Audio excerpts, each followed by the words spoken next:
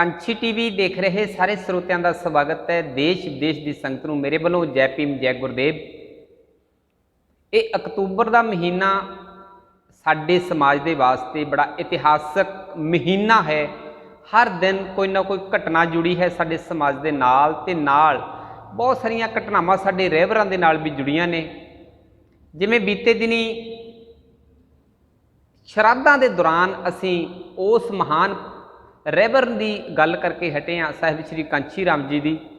ਤੇ ਉਸ ਤੋਂ ਪਹਿਲਾਂ ਜੇ ਝਾਤ ਮਾਰੀਏ ਬਾਬਾ ਸਾਹਿਬ ਭੀਮ ਰਾਓ ਡਾਕਟਰ ਅੰਬੇਡਕਰ ਜੀ ਦੇ ਜੀਵਨ ਦੇ ਨਾਲ, ਜੀਵਨ ਵੱਲ ਜੇ ਝਾਤ ਮਾਰੀਏ ਤਾਂ 14 ਅਕਤੂਬਰ ਬੜਾ ਇਤਿਹਾਸਕ ਦਿਨ ਹੈ ਕਿ ਬਾਬਾ ਸਾਹਿਬ ਭੀਮ ਰਾਓ ਡਾਕਟਰ ਅੰਬੇਡਕਰ ਜੀ ਨੇ ਇਸ ਦਿਨ ਬੁੱਧ ਧਰਮ ਅਪਣਾਇਆ ਸੀ ਤੇ ਆਪਣਾ ਜੀਵਨ ਬਦਲਿਆ ਸੀ। ਤਾਂ ਉਹ ਕਿਹਾ ਕਰਦੇ ਸਨ ਕਿ ਮੇਰਾ ਨਵਾਂ ਜਨਮ ਹੈ। ਤੇ ਇਸ ਬੁੱਧ ਧਰਮ ਉਹਨਾਂ ਨੇ ਜਿਹੜਾ 14 ਅਕਤੂਬਰ ਨੂੰ ਅਪਣਾਇਆ ਸੀ, ਇਹਦੇ ਤੇ ਚਰਚਾ ਕਰਾਂਗੇ ਅੱਜ। ਮੇਰੇ ਨਾਲ ਨੇ ਇਸ ਵੇਲੇ ਹਰਬੰਸ ਵਿਰਦੀ ਜੀ, ਜਿਨ੍ਹਾਂ ਨੇ ਦਰਜਨ ਦੇ ਕਰੀਬ ਹੁਣ ਤੱਕ ਜਿਹੜੀਆਂ ਕਿਤਾਬਾਂ ਲਿਖੀਆਂ ਨੇ ਤੇ 3 ਕਿਤਾਬਾਂ ਜਿਹੜੀਆਂ ਉਹ ਟਰਾਂਸਲੇਟ ਵੀ ਕੀਤੀਆਂ ਨੇ। ਆਓ ਸਵਾਗਤ ਕਰਦੇ ਹਾਂ ਵਿਰਦੀ ਸਾਹਿਬ। जय भीम जय गुरुदेव। गुरु जी जय भीम जय गुरुदेव। वो सब ठीक हो? धम साया है, बाबा साहब की मेहरबानी है। ਅਸੀਂ ਅਕਸਰ ਵਿਰਦੀ ਸਾਹਿਬ ਦੇਖਦੇ ਹਾਂ ਤੁਹਾਨੂੰ ਮੀਡੀਆ ਦੇ ਵਿੱਚ ਕਿ ਅੱਜ ਫਲਾਈਟ ਤੁਹਾਡੀ ਲੰਡਨ ਦੀ ਹੈ, ਅੱਜ ਇਸ ਕੰਟਰੀ ਦੀ, ਅੱਜ ਇਸ ਮੁਲਕ ਦੀ ਆ, ਤੇ ਅੱਜ ਇੰਡੀਆ ਹੈ, ਤੇ ਅੱਜ ਬੰਬੇ ਆ, ਤੇ ਅੱਜ ਦਿੱਲੀ ਆ, ਤੇ ਅੱਜ ਬੈਂਗਲੌਰ ਆ। ਤੇ ਅੱਜ ਅਸੀਂ ਬੜਾ ਮਾਣ ਮਹਿਸੂਸ ਕਰ ਰਹੇ ਹਾਂ ਕਿ ਅੱਜ ਤੁਸੀਂ ਫਗਵਾੜਾ ਦੇ ਅੰਦਰ ਹੈ ਤੇ ਸਾਨੂੰ ਤੁਹਾਡੇ ਨਾਲ ਵਿਚਾਰ ਸਾਂਝੇ ਕਰਨ ਦਾ ਮੌਕਾ ਮਿਲਿਆ। ਸਾਡੇ ਲਈ ਬੜੇ ਖੁਸ਼ੀ ਦੇ ਪਲ ਹੈਗੇ ਆ, ਤੇ ਅਸੀਂ ਜੀ ਆਇਆਂ ਆਖਦੇ ਹਾਂ ਕਿ ਤੁਸੀਂ ਫਗਵਾੜੇ ਦੇ ਵਿੱਚ ਸਾਨੂੰ ਅੱਜ ਕੁਝ ਸਮਾਂ ਦੇਣ ਜਾ ਰਹੇ ਹੋ। ਜਿੰਨੀ ਖੁਸ਼ੀ ਤੁਹਾਨੂੰ ਆ ਉਨੀ ਖੁਸ਼ੀ ਮੈਨੂੰ ਵੀ ਆ ਕਿ ਮੇਰੇ ਭਰਾ ਔਰ ਸਾਡੇ ਸਮਾਜ ਦਾ ਜਿਹੜਾ ਟੈਲੀਵਿਜ਼ਨ ਕਾਂਛੀ ਟੀਵੀ ਆ, ਇੱਕ ਵਾਰੀ ਫਿਰ, ਕਿਉਂਕਿ ਮੈਂ ਕਈ ਵਾਰੀ ਕਾਂਛੀ ਟੀਵੀ ਤੇ ਆ ਚੁੱਕਾ, ਇੱਕ ਵਾਰੀ ਫਿਰ ਮੈਨੂੰ ਆਪਣੇ ਵਿਚਾਰ ਪੇਸ਼ ਕਰਨ ਦਾ ਮੌਕਾ ਦਿੱਤਾ ਜਾ ਰਿਹਾ। ਮੈਂ ਵੀ ਬਹੁਤ ਖੁਸ਼ ਹਾਂ ਕਿ ਮੈਨੂੰ ਆਪਣੇ ਸਮਾਜ ਨੂੰ ਸਹੀ ਰਸਤੇ ਉੱਤੇ ਪਾਉਣ ਦਾ ਮੌਕਾ ਦੇ ਰਹੇ ਹਾਂ। ਵਿਰਦੀ ਸਾਹਿਬ, ਜਿਹੜਾ ਅਕਤੂਬਰ ਦਾ ਮਹੀਨਾ ਇਹ ਭਾਰਤ ਦੇ ਵਿੱਚ ਤਿਉਹਾਰਾਂ ਦਾ ਮਹੀਨਾ ਮਨਾਇਆ ਜਾਂਦਾ ਹੈ। ਪਹਿਲਾਂ ਸ਼ਰਾਧ ਲੰਘ ਕੇ ਗਏ ਨੇ ਤੇ ਨਾਲ 9 ਦਿਨ ਨਰਾਤੇ, ਤੇ ਨਾਲ ਹੀ ਫਿਰ ਦੁਸਹਿਰਾ ਆ ਜਾਣਾ, ਫਿਰ ਮਗਰੇ ਦੀਵਾਲੀ ਦੀਆਂ ਤਿਆਰੀਆਂ ਸ਼ੁਰੂ ਹੋ ਜਾਣੀਆਂ। ਅੱਗੇ ਲੋਕ ਆਪਣੇ ਮਕਾਨਾਂ ਨੂੰ ਲੇਪਾ ਪੋਚੀ ਕਰਦੇ ਸੀਗੇ ਤੇ ਹੁਣ ਸਫਾਈ ਕਹਿ ਦਿੰਦੇ ਆ, ਸਫਾਈ ਜਾਂ ਕਲੀ ਰੰਗ ਰੋਗਨ ਕਰਨਾ। ਤੇ ਉਹ ਆਪਣੇ ਪੁਰਾਣੇ ਰੀਤੀ ਰਿਵਾਜਾਂ ਦੇ ਵਿੱਚ ਅੱਜ ਵੀ ਬਹੁਤਾ ਸਮਾਜ ਜਿਹੜਾ ਉਹ ਜਕੜਿਆ ਹੋਇਆ ਹੈ। ਅੱਜ ਵਿਸ਼ੇਸ਼ ਚਰਚਾ ਕਰਨ ਨੂੰ ਦਿਲ ਕਰਦਾ ਕਿ ਬਾਬਾ ਸਾਹਿਬ ਭੀਮ ਰਾਓ ਡਾਕਟਰ ਅੰਬੇਡਕਰ ਜੀ ਨੇ 14 ਅਕਤੂਬਰ ਇਸੇ ਮਹੀਨੇ ਦੇ ਵਿੱਚ, ਬੜਾ ਇਤਿਹਾਸਕ ਦਿਨ ਹੈ ਸਾਡੇ ਸਮਾਜ ਦੇ ਵਾਸਤੇ, ਤੇ ਸਮਾਜ ਨੂੰ ਉਂਗਲੀ ਫੜ ਕੇ ਬੁੱਧ ਧਰਮ ਅਪਣਾਇਆ ਸੀਗਾ। ਤੇ ਬਾਬਾ ਸਾਹਿਬ ਸਰੀਰਕ ਤੌਰ 'ਤੇ ਸਾਡੇ ਵਿੱਚ ਭਾਵੇਂ ਅੱਜ ਨਹੀਂ ਹਨ, ਆਪਾਂ ਚਰਚਾ ਕਰਾਂਗੇ ਕਿ ਉਹ ਜਿਸ ਸਮਾਜ ਨੂੰ ਬਾਬਾ ਸਾਹਿਬ ਨੇ ਆਪਣੀ ਉਂਗਲੀ ਫੜ ਕੇ ਬੁੱਧ ਧਰਮ ਅਪਣਾਇਆ ਸੀ, ਉਹ ਸਮਾਜ ਅੱਜ ਕਿੱਥੇ ਖੜਾ। ਨਾਲ ਚਰਚਾ ਕਰਾਂਗੇ ਕਿ ਅੱਜ ਪੂਰੇ ਦੇਸ਼ ਭਰ ਦੇ ਵਿੱਚ, ਨਾਲ ਨਾਲ ਖਾਸ ਕਰਕੇ ਪੰਜਾਬ ਦੇ ਵਿੱਚ ਬਾਬਾ ਸਾਹਿਬ ਭੀਮ ਰਾਓ ਡਾਕਟਰ ਅੰਬੇਡਕਰ ਜੀ ਦੇ ਨਾਮ 'ਤੇ ਅਨੇਕਾਂ ਹੀ ਸੰਸਥਾਵਾਂ, ਸੁਸਾਇਟੀਆਂ ਨੇ ਅੱਛਾ ਕੰਮ ਵੀ ਕਰਦੇ ਨੇ ਤੇ ਇਕੱਠੇ ਵੀ ਹੋਏ ਨੇ, ਨਾਅਰੇ ਵੀ ਲਗਾਉਂਦੇ ਨੇ ਪੜ੍ਹੋ ਜੁੜੋ ਸੰਘਰਸ਼ ਕਰਨ ਦੇ। ਕੋਈ ਸ਼ੱਕ ਨਹੀਂ ਹੈਗੀ, ਚੰਗੀ ਗੱਲ ਹੈ ਤੇ ਸ਼ਾਬਾਸ਼ ਵੀ ਹੈ। ਪਰ ਜਿਹੜਾ 14 ਅਕਤੂਬਰ ਇਤਿਹਾਸਕ ਦਿਨ ਬਾਬਾ ਸਾਹਿਬ ਭੀਮ ਰਾਓ ਡਾਕਟਰ ਅੰਬੇਡਕਰ ਜੀ ਦੇ ਜੀਵਨ ਦੇ ਨਾਲ ਜੁੜਿਆ ਹੈ, ਇਹਦੇ 'ਤੇ ਬਹੁਤ ਬਰੀਕੀ ਦੇ ਨਾਲ ਆਪਾਂ ਚਰਚਾ ਕਰਨੀ ਹੈ ਕਿ ਬਾਬਾ ਸਾਹਿਬ ਭੀਮ ਰਾਓ ਡਾਕਟਰ ਅੰਬੇਡਕਰ ਜੀ ਨੇ ਜੋ 14 ਅਕਤੂਬਰ 1956 ਨੂੰ ਬੁੱਧ ਧਰਮ ਅਪਣਾਇਆ ਸੀ, ਉਹ ਕਿਹੜੀ ਘਟਨਾ ਸੀਗਾ ਕਿ ਉਹਨਾਂ ਨੇ ਬੁੱਧ ਧਰਮ ਅਪਣਾਉਣ ਵੱਲ ਨੂੰ ਉਹਨਾਂ ਦਾ ਵਿਚਾਰ ਬਣਿਆ ਸੀ। ਬਹੁਤ ਅਹਿਮ ਸਵਾਲ ਆ, ਕਿਉਂਕਿ ਬਾਬਾ ਸਾਹਿਬ ਦੀ ਜਿਹੜੀ ਮੂਵਮੈਂਟ ਆ, ਬਾਬਾ ਸਾਹਿਬ ਦੀ ਜਿਹੜੀ ਲਾਈਫ ਆ, ਉਹ ਸਾਰੀ ਖੜੀ ਇਹਦੇ ਕੋਈ ਸਵਾਲ ਦੇ ਉੱਤੇ ਆ ਜੀ। ਕਿਉਂਕਿ ਮੈਂ ਇਹ ਸਮਝਦਾ ਕਿ ਅਗਰ ਬਾਬਾ ਸਾਹਿਬ 14 ਅਕਤੂਬਰ ਤੋਂ ਪਹਿਲਾਂ ਉਹਨਾਂ ਨੂੰ ਕੁਝ ਹੋ ਜਾਂਦਾ ਤਾਂ ਬਾਬਾ ਸਾਹਿਬ ਦਾ ਮਿਸ਼ਨ ਅਧੂਰਾ ਰਹਿ ਜਾਣਾ ਸੀ। ਕਿਉਂਕਿ ਉਨੀ ਬੌਧ ਧਰਮ ਦੀ ਦੀਕਸ਼ਾ ਲੈ ਕੇ ਆਪਣੇ ਬਜ਼ੁਰਗਾਂ ਦੇ ਧਰਮ ਵਿੱਚ ਜਾ ਕੇ ਸਾਨੂੰ ਸਹੀ ਰਸਤੇ ਪਾਤਾ ਤੇ ਬਾਬਾ ਸਾਹਿਬ ਦਾ ਮਿਸ਼ਨ 14 ਅਕਤੂਬਰ 1956 ਨੂੰ ਮੇਰੇ ਮੰਨਣ ਦੇ ਮੁਤਾਬਕ ਕੰਪਲੀਟ ਹੋ ਗਿਆ। ਹਾਂ, ਇਹ ਬਾਬਾ ਸਾਹਿਬ ਨੇ ਜ਼ਰੂਰ ਕਿਹਾ ਸੀ ਕਿ ਅਗਰ ਮੈਂ 5 ਸਾਲ ਹੋਰ ਜੀ ਗਿਆ ਤੇ ਮੈਂ ਭਾਰਤ ਨੂੰ ਬੁੱਧਮਈ ਦੇਸ਼ ਬਣਾ ਦੂੰਗਾ। ਔਰ ਦਸੰਬਰ ਦੇ ਮਹੀਨੇ ਵਿੱਚ ਬੰਬੇ ਦੇ ਵਿੱਚ ਜਿਹੜੀ ਰੇਸ ਕੋਰਸ ਆ, ਉੱਥੇ ਦੀਕਸ਼ਾ ਦੀ ਡੇਟ ਆਲਰੇਡੀ ਸੈੱਟ ਕੀਤੀ ਹੋਈ ਸੀ। ਬੰਬੇ ਦੇ ਵਿੱਚੋਂ ਜਿਹੜੀਆਂ ਬਾਬਾ ਸਾਹਿਬ ਤੋਂ ਸਿਵਾਏ ਮਹਾਰ ਜਾਤੀ ਤੋਂ ਸਿਵਾਏ ਉਹਨੀ ਵੀ ਉਹਦੇ ਵਿੱਚ ਸ਼ਾਮਲ ਹੋਣਾ ਸੀਗਾ। ਜਿਸ ਤਰ੍ਹਾਂ ਮਹਾਰਾਸ਼ਟਰ ਦੇ ਵਿੱਚ ਮਤੰਗ ਜਾਤ ਆ, ਉਹਨਾਂ ਨੇ ਵੀ ਉਹ ਸ਼ਾਮਲ ਹੋਣਾ ਸੀਗਾ। ਲੇਕਿਨ ਬਾਬਾ ਸਾਹਿਬ ਸਭ ਤੋਂ ਪਹਿਲਾਂ ਹੀ ਸਦੀਵੀ ਵਿਛੋੜਾ ਦੇ ਗਏ, ਉਹ ਨਹੀਂ ਕੰਪਲੀਟ ਹੋ ਸਕਿਆ। ਤੇ ਫਿਰ ਮਤੰਗ ਕਮਿਊਨਿਟੀ ਦੇ ਲੀਡਰ ਨੇ 2006 ਦੇ ਵਿੱਚ ਉਸੇ ਹੀ ਰੇਸ ਕੋਰਸ ਦੇ ਵਿੱਚ ਧੰਮ ਦੀਕਸ਼ਾ ਲਈ ਸੀ। ਤੋ ਅਫਕੋਰਸ ਮੈਂ ਤਾਂ ਇਹ ਕਹਿੰਦਾ ਕਿ ਸਾਡਾ ਆਜ਼ਾਦੀ ਦਾ ਦਿਨ ਜਿਹੜਾ ਆ ਉਹ ਹੈ ਹੀ 14 ਅਕਤੂਬਰ 1956 ਨੂੰ, ਕਿਉਂਕਿ ਮੈਂ ਤਾਂ ਕਹਿੰਦਾ ਉਦਣ ਤੋਂ ਸਾਡਾ ਜਿਹੜਾ ਇਤਿਹਾਸ ਆ ਉਹ ਸ਼ੁਰੂ ਹੁੰਦਾ। ਠੀਕ ਆ, ਪਹਿਲਾਂ ਸਾਡੇ ਰਾਜੇ ਹੋਏ ਆ, ਕਨਸ਼ਕ ਹੋਏ ਆ, ਜੈਵਰਧਨ ਹੋਏ ਆ, ਹਰਸ਼ਵਰਧਨ ਹੋਏ ਆ, ਕਨਸ਼ਕ ਹੋਏ ਆ, ਲੇਕਿਨ ਉਹਨਾਂ ਤੋਂ ਬਾਅਦ ਵਿੱਚ ਅਗਰ ਸਾਡਾ ਜਿਹੜਾ ਇਤਿਹਾਸ ਸ਼ੁਰੂ ਹੁੰਦਾ ਉਹ 14 ਅਕਤੂਬਰ 1956 ਨੂੰ ਸ਼ੁਰੂ ਹੁੰਦਾ।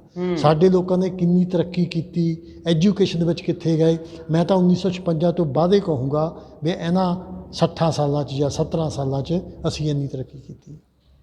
ਬਿਲਕੁਲ ਜੀ, ਜਿਹੜੀ ਅਸਲ ਆਜ਼ਾਦੀ ਹੈ ਉਹ ਬਾਬਾ ਸਾਹਿਬ ਭੀਮ ਰਾਓ ਡਾਕਟਰ ਅੰਬੇਡਕਰ ਜੀ ਨੇ ਜੋ ਸਾਨੂੰ ਉਂਗਲ ਫੜ ਕੇ ਬੁੱਧ ਧੰਮ ਵੱਲ ਲੈ ਕੇ ਗਏ ਨੇ ਔਰ ਸਾਨੂੰ ਸਿੱਖਿਆਵਾਂ 'ਤੇ ਚੱਲਣ ਲਈ ਪ੍ਰੇਰਿਤ ਕੀਤਾ ਔਰ ਸਾਨੂੰ ਇਕੱਠੇ ਰਹਿਣ ਦੇ ਲਈ, ਪੜ੍ਹਨ ਦੇ ਲਈ ਔਰ ਸੰਘਰਸ਼ ਕਰਨ ਦੇ ਲਈ ਪ੍ਰੇਰਿਤ ਕੀਤਾ। ਉਸ ਦਾ ਅੱਜ ਸਿੱਟਾ ਜਿਹੜਾ ਹੈ ਉਹ ਸਾਹਮਣੇ ਦਿਖਾਈ ਦੇ ਰਿਹਾ। ਬਿਰਦੀ ਸਾਹਿਬ ਰੋਜ਼ਾਨਾ ਜਿਵੇਂ ਸਧਾਰਨ ਵਿਅਕਤੀ ਸਾਈਕਲ 'ਤੇ ਅੱਜ ਨਾਲ ਦੇ ਪਿੰਡ ਚਲੇ ਗਿਆ, ਬਾਜ਼ਾਰ ਚਲੇ ਗਿਆ, ਨਾਲ ਦੇ ਅਗਲੇ ਸ਼ਹਿਰ ਚਲੇ ਗਿਆ, ਸਾਈਕਲ 'ਤੇ ਜਾਂਦਾ, ਤੇ ਇੱਦਾਂ ਬਿਰਦੀ ਸਾਹਿਬ ਰੋਜ਼ਾਨਾ ਜਹਾਜ਼ਾਂ ਦੇ ਵਿੱਚ ਸੈਰ ਕਰਦੇ ਨੇ ਕਿ ਅੱਜ ਫਲਾਣੇ ਮੁਲਕ ਦੇ ਵਿੱਚ, ਫਲਾਣੇ ਮੁਲਕ ਦੇ ਅੱਜ ਉੱਥੇ ਸਪੀਚ ਦੇਣੀ, ਉੱਥੇ ਭਾਸ਼ਣ ਦੇਣਾ, ਜਾਂ ਉੱਥੇ ਤੁਸੀਂ ਸਰਚ ਕਰਨੀ ਹੈ। ਇਹ ਉਹ ਬਹੁਤ ਵੱਡੇ ਮਾਣ ਵਾਲੀ ਗੱਲ ਹੈ। ਇਸੇ ਤਰੀਕੇ ਦੇ ਨਾਲ ਇਹ ਉਸ ਸਮਾਜ ਦੇ ਵਿੱਚੋਂ ਸਾਰੇ ਮੁਲਕਾਂ ਦੇ ਵਿੱਚ ਲਗਭਗ ਸਾਡਾ ਸਮਾਜ ਜਿਹੜਾ ਉਹ ਵਸਦਾ ਹੈਗਾ ਔਰ ਪੰਜਾਬ ਦੇ ਵਿੱਚ ਵੀ ਪੜ੍ਹਾਈ ਕਰਕੇ, ਵਿੱਦਿਆ ਹਾਸਲ ਕਰਕੇ ਹਰ ਕੁਰਸੀ, ਹਰ ਸਰਕਾਰੀ, ਰਾਜਨੀਤਿਕ ਤੇ ਪ੍ਰਸ਼ਾਸਨਿਕ ਕੁਰਸੀ ਤੇ ਬਿਰਾਜਮਾਨ ਤੇ ਅੱਜ ਮਾਣ ਸਨਮਾਨ ਵਾਲੀ ਜ਼ਿੰਦਗੀ ਜਿਹੜੀ ਉਹ ਬਤੀਤ ਕਰ ਰਹੇ ਨੇ। ਬਾਬਾ ਸਾਹਿਬ ਭੀਮ ਰਾਓ ਡਾਕਟਰ ਅੰਬੇਡਕਰ ਜੀ ਨੇ ਜਿੱਥੇ 14 ਅਕਤੂਬਰ 1956 ਨੂੰ ਬੁੱਧ ਧਰਮ ਆਪ ਅਪਣਾਇਆ ਸੀ, ਹਿੰਦੂ ਸਿਸਟਮ, ਹਿੰਦੂਵਾਦ ਜਿਹੜਾ ਕੂੜ ਪ੍ਰਚਾਰ ਸੀ ਉਹਦੇ ਤੋਂ ਤੰਗ ਆ ਕੇ, ਉਸ ਵਿਵਸਥਾ ਤੋਂ ਤੰਗ ਆ ਕੇ, ਤੇ ਨਾਲ ਦੀ ਨਾਲ ਜੇ ਗੱਲ ਕਰੀਏ ਕਿ 25 ਦਸੰਬਰ 1927 ਨੂੰ ਉਹਨਾਂ ਨੇ ਉਹ ਗ੍ਰੰਥ, ਜਿਸ ਗ੍ਰੰਥ ਨੇ ਸਾਡੇ ਸਮਾਜ ਨੂੰ ਗੁਲਾਮ ਕਰਕੇ ਰੱਖਿਆ ਸੀਗਾ, ਮਨੂ ਸਿਮਰਤੀ, ਉਹਨੂੰ ਫੂਕਿਆ ਵੀ ਸੀਗਾ। ਪਰ ਅਸੀਂ ਫਿਰ ਅਗਲੇ ਪੜਾਅ ਦੇ ਵਿੱਚ ਹੁਣੇ ਚਰਚਾ ਕਰਾਂਗੇ ਕਿ ਅਸੀਂ ਕਿੱਥੇ ਖੜੇ ਹਾਂ ਤੇ ਬਾਬਾ ਸਾਹਿਬ ਭੀਮ ਰਾਓ ਡਾਕਟਰ ਅੰਬੇਡਕਰ ਜੀ ਤੇ ਸਾਡੇ ਰਹਿਬਰ ਜਿਹੜੇ ਨੇ ਉਹ ਸਾਨੂੰ ਕਿੱਦਾਂ ਦਾ ਦੇਖਣਾ ਚਾਹੁੰਦੇ ਸਨ, ਸਾਨੂੰ ਇਸ ਕੂੜ ਪ੍ਰਚਾਰ, ਭੈੜੇ ਸਿਸਟਮ, ਭੈੜੀ ਵਿਵਸਥਾ ਤੋਂ ਬਚਾ ਕੇ ਰੱਖਣਾ ਚਾਹੁੰਦੇ ਸਨ ਤੇ ਅਸੀਂ ਕਿੱਥੇ ਕੁ ਬਚੇ ਹਾਂ, ਇਹ ਗੱਲ ਆਪਾਂ ਅੱਗੇ ਕਰਾਂਗੇ। ਉਹ ਘਟਨਾ ਬਾਰੇ ਥੋੜੀ ਜਾਣਕਾਰੀ ਦਿਓ ਜਦੋਂ ਬਾਬਾ ਸਾਹਿਬ ਭੀਮ ਰਾਓ ਡਾਕਟਰ ਅੰਬੇਡਕਰ ਜੀ ਨੇ ਮਨੂ ਸਿਮਰਤੀ ਜਿਹੜੀ ਹੈ ਉਹ ਫੂਕੀ ਸੀਗੀ। ਦੇਖੋ, ਕਿਸੇ ਧਰਮ ਦੇ ਕਾਨੂੰਨ ਨੂੰ ਅੱਗ ਲਾਉਣਾ ਕੋਈ ਖਾਲਾ ਜੀ ਦਾ ਕਰਨੀ ਹੈ। ਅੱਜ ਵੀ ਮੈਂ ਆਪਣੀ ਗੱਲ ਕਰਦਾ ਕਿ ਓਪਨਲੀ ਉਹਨੂੰ ਅੱਗ ਲਾਉਣ ਤੋਂ, ਕਿਉਂਕਿ ਇਸ ਦੇਸ਼ ਦੇ ਵਿੱਚ ਜਿਹੜੇ ਉਹਨੂੰ ਪੂਜਦੇ ਆ ਉਹਨਾਂ ਦਾ ਰਾਜ ਆ ਤੇ ਜਾਣੀ ਇੰਨਾ ਦਿਲ ਹੌਸਲਾ ਨਹੀਂ ਕਰਦਾ। ਤੇ ਤੁਸੀਂ ਸੋਚੋ, ਹਾਲਾਂਕਿ ਆਪਣੇ ਨਾਲ ਕਿੰਨੇ ਕਰੋੜ ਆਲ ਓਵਰ ਇੰਡੀਆ ਲੋਕ ਸਾਡੇ ਨਾਲ ਆ, ਲੇਕਿਨ ਬਾਬਾ ਸਾਹਿਬ ਨੇ 1927 ਵਿੱਚ ਉਹਨਾਂ ਦਾ ਕਿੰਨਾ ਵੱਡਾ ਫੌਲਾਦੀ ਸੀਨਾ ਸੀਗਾ ਕਿ ਉਹਨੇ ਮਨੂ ਸਿਮਰਤੀ 1927 ਨੂੰ ਜਲਾਈ। ਬਾਬਾ ਸਾਹਿਬ ਨੂੰ ਖੂਨ ਦੇ ਨਾਲ ਖੱਤ ਵੀ ਲਿਖੇ ਗਏ, ਲੇਕਿਨ ਬਾਬਾ ਸਾਹਿਬ ਨੇ ਕੋਈ ਕਿਤਾਬ, ਕੋਈ ਪਰਵਾਹ ਨਹੀਂ ਕੀਤੀ ਹੈ। ਔਰ ਜਿਹੜੇ ਬਾਬਾ ਸਾਹਿਬ ਦੇ ਖਿਲਾਫ ਸੀਗੇ ਉਹਨਾਂ ਨੇ ਇਹ ਵੀ ਵਿਚਾਰ ਕੀਤਾ ਕਿ ਬਾਬਾ ਸਾਹਿਬ ਨੂੰ ਕੋਰਟ ਵਿੱਚ ਲਿਜਾ ਕੇ ਕੇਸ ਕੀਤਾ ਜਾਵੇ। ਲੇਕਿਨ ਜਿਹੜੇ ਸਮਝਦਾਰ ਸੀਗੇ, ਪੜ੍ਹਿਓ ਲਿਖਿਓ ਸੀਗੇ ਕਿ ਹਾਲੇ ਤਾਂ ਬਾਬਾ ਸਾਹਿਬ ਨੇ ਮਨੂ ਸਿਮਰਤੀ ਜਲਾਈ ਆ, ਅਗਰ ਅਸੀਂ ਭਦੌੜੀਆਂ ਦੇ ਖੱਖਰ ਨੂੰ ਛੇੜ ਦਿੱਤਾ, ਅੰਬੇਡਕਰ ਨੂੰ ਛੇੜ ਲਿਆ ਤਾਂ ਇਹਨੇ ਪਤਾ ਨਹੀਂ ਹੋਰ ਕਿੰਨੇ ਗ੍ਰੰਥ ਜਲਾ ਰਹੇ ਆ, ਸੋ ਚੁੱਪ ਕਰਕੇ ਇੱਥੇ ਹੀ ਬੈਠੇ ਰਹੋ। ਤੇ ਬਾਬਾ ਸਾਹਿਬ ਨੇ ਇੱਦਾਂ ਨਹੀਂ ਕਿ ਅੱਗ ਲਗਾਤੀ ਉਹਨੂੰ। ਔਰ ਬੜੀ ਹੈਰਾਨੀ ਦੀ ਗੱਲ ਆ ਕਿ ਇੱਕ ਦੋ ਬ੍ਰਾਹਮਣ ਸਾਥੀ ਪੜ੍ਹ ਕੇ ਲੋਕਾਂ ਨੂੰ ਅਲੱਥਾ ਕਰਕੇ ਦੱਸਦੇ ਸੀਗੇ ਕਿ ਇੱਥੇ ਇਹ ਲਿਖਿਆ ਆ, ਤਾਂ ਫਿਰ ਉਸ ਸਫ਼ੇ ਨੂੰ ਅੱਗ ਵਿੱਚ ਸੁੱਟਦੇ ਸੀਗੇ। ਉੱਦਾਂ ਹੀ ਨਹੀਂ ਅੱਗ ਲਾਤੀ ਹੈ, ਉਹਦਾ ਰੀਜ਼ਨ ਸੀ। ਲੋਕ ਜਿਹੜੇ ਆਇਓ ਸੀਗੇ ਉਹਨਾਂ ਨੂੰ ਪੜ੍ਹ ਕੇ ਸੁਣਾਇਆ ਕਿ ਇਹਦੇ ਵਿੱਚ ਔਰਤ ਨੂੰ ਇਹ ਲਿਖਿਆ ਆ, ਔਰਤ ਦੀ ਬੁਰੀ ਹਾਲਤ ਕਰਨ ਲਈ, ਅਛੂਤਾਂ ਦੀ, ਸ਼ੂਦਰਾਂ ਦੀ ਬੁਰੀ ਹਾਲਤ ਕਰਨ ਲਈ ਇਹ ਲਿਖਿਆ ਆ। ਫਿਰ ਉਹ ਬਰਕਾ ਪਾੜ ਕੇ ਉਹਦੇ ਵਿੱਚ ਸਿੱਟਦੇ ਸੀਗੇ। ਤੇ ਉਹ ਇੱਕ ਬਹੁਤ ਵੱਡਾ ਜਿਹੜੀ ਕਾਊਂਟਰ ਰੈਵੋਲੂਸ਼ਨ ਸੀਗਾ ਇੰਡੀਆ ਦੇ ਵਿੱਚ। ਬਿਲਕੁਲ ਜੀ। ਉਸ ਵੇਲੇ ਬਾਬਾ ਸਾਹਿਬ ਭੀਮ ਰਾਓ ਡਾਕਟਰ ਅੰਬੇਡਕਰ ਜੀ ਨੇ ਜਿਹੜੀ ਮਨੂ ਸਿਮਰਤੀ ਫੂਕੀ ਸੀਗੀ, ਤੇ ਜਿਵੇਂ ਬਿਰਦੀ ਸਾਹਿਬ ਹੋਣਾ ਨੇ ਕਲੀਅਰ ਗੱਲ ਕੀਤੀ ਆ ਕਿ ਫੂਕੀ ਕਿਉਂ ਸੀ, ਉਹਦੇ ਵਿੱਚ ਲਿਖਿਆ ਕੀ ਸੀ, ਉਹਦੇ ਵਿੱਚ ਸਾਡੀ ਗੁਲਾਮੀ ਕਿਹੜੀ ਸੀਗੀ, ਤੇ ਕੱਲੀ ਕੱਲੀ ਗੱਲ ਨਾਲ ਉਹ ਦੱਸ ਵੀ ਰਹੇ ਸੀ। ਇਹ ਕੱਲਾ ਕੱਲਾ ਵਰਕਾ ਪੜ੍ਹ ਕੇ ਕੱਲੀ ਕੱਲੀ ਉਹ ਜਿਹੜਾ ਉਹਨੂੰ ਧਾਰਾ ਕਹਿ ਲਓ ਜਾਂ ਉਹ ਜਿਹੜੀਆਂ ਲਾਈਨਾਂ ਸੀ, ਜਿਹੜੇ ਪੈਰੇ ਸੀਗੇ, ਉਹ ਪੜ੍ਹ ਕੇ ਦੱਸਦੇ ਵੀ ਸੀਗੇ ਕਿ ਅਸੀਂ ਇਸ ਕਰਕੇ ਇਹ ਫੂਕ ਰਹੇ ਹਾਂ। ਬਿਰਦੀ ਸਾਹਿਬ ਇਹ ਗੱਲ ਸਪਸ਼ਟ ਕਰਿਓ ਕਿ ਬਾਬਾ ਸਾਹਿਬ ਨੇ ਜਿਹੜਾ ਬੁੱਧ ਧਰਮ ਅਪਣਾਇਆ ਹੈ 14 ਅਕਤੂਬਰ 1956 ਨੂੰ, ਤੇ ਉਸ ਵੇਲੇ ਦੇਸ਼ ਭਾਰਤ ਦੇ ਕਿੰਨੇ ਕੁ ਲੋਕ ਬਾਬਾ ਸਾਹਿਬ ਦੇ ਨਾਲ ਸੀਗੇ? ਇਹ ਅੱਜ ਤੱਕ ਇਤਿਹਾਸ ਆ ਕਿ ਇੱਕ ਵਾਰੀ ਹੀ ਇੱਕ ਮਹਾਪੁਰਸ਼ ਦੇ ਕਹਿਣ ਦੇ ਉੱਤੇ 5 ਲੱਖ ਲੋਕਾਂ ਨੇ ਧਰਮ ਨੂੰ ਅਪਣਾਇਆ ਹੋਵੇ। ਹਾਲੇ ਤੱਕ ਰਿਕਾਰਡ ਆ। ਲੇਕਿਨ ਨਾਗਪੁਰ ਦੇ ਵਿੱਚ ਬਾਬਾ ਸਾਹਿਬ ਦੇ ਨਾਲ ਉਹਨਾਂ ਦੇ ਪੈਰੋਕਾਰਾਂ ਨੇ, ਉਹਨਾਂ ਦੇ ਅਨੁਯਾਈਆਂ ਨੇ 5 ਲੱਖ ਲੋਕਾਂ ਨੇ ਬੁੱਧ ਧਰਮ ਅਪਣਾਇਆ ਸੀ ਨਾਗਪੁਰ ਦੇ ਵਿੱਚ। ਤੇ ਇੱਥੇ ਨਾਲ ਇੱਕ ਗੱਲ ਜ਼ਰੂਰ ਜੁੜਦੀ ਆ ਵੀ ਨਾਗਪੁਰ ਦੇ ਵਿੱਚ ਹੀ ਬਾਬਾ ਸਾਹਿਬ ਹੁਣਾਂ ਨੇ ਬੁੱਧ ਧਰਮ ਕਿਉਂ ਅਪਣਾਇਆ ਸੀਗਾ, ਵੀ ਦੇਸ਼ ਦੇ ਵਿੱਚ ਹੋਰ ਕੋਈ ਸਥਾਨ ਕਿਉਂ ਨਹੀਂ ਚੁਣਿਆ? ਇਹ ਕੀ ਕਾਰਨ ਸੀ? ਬਹੁਤ ਹੀ ਅੱਛਾ ਸਵਾਲ ਹੈ ਜੀ।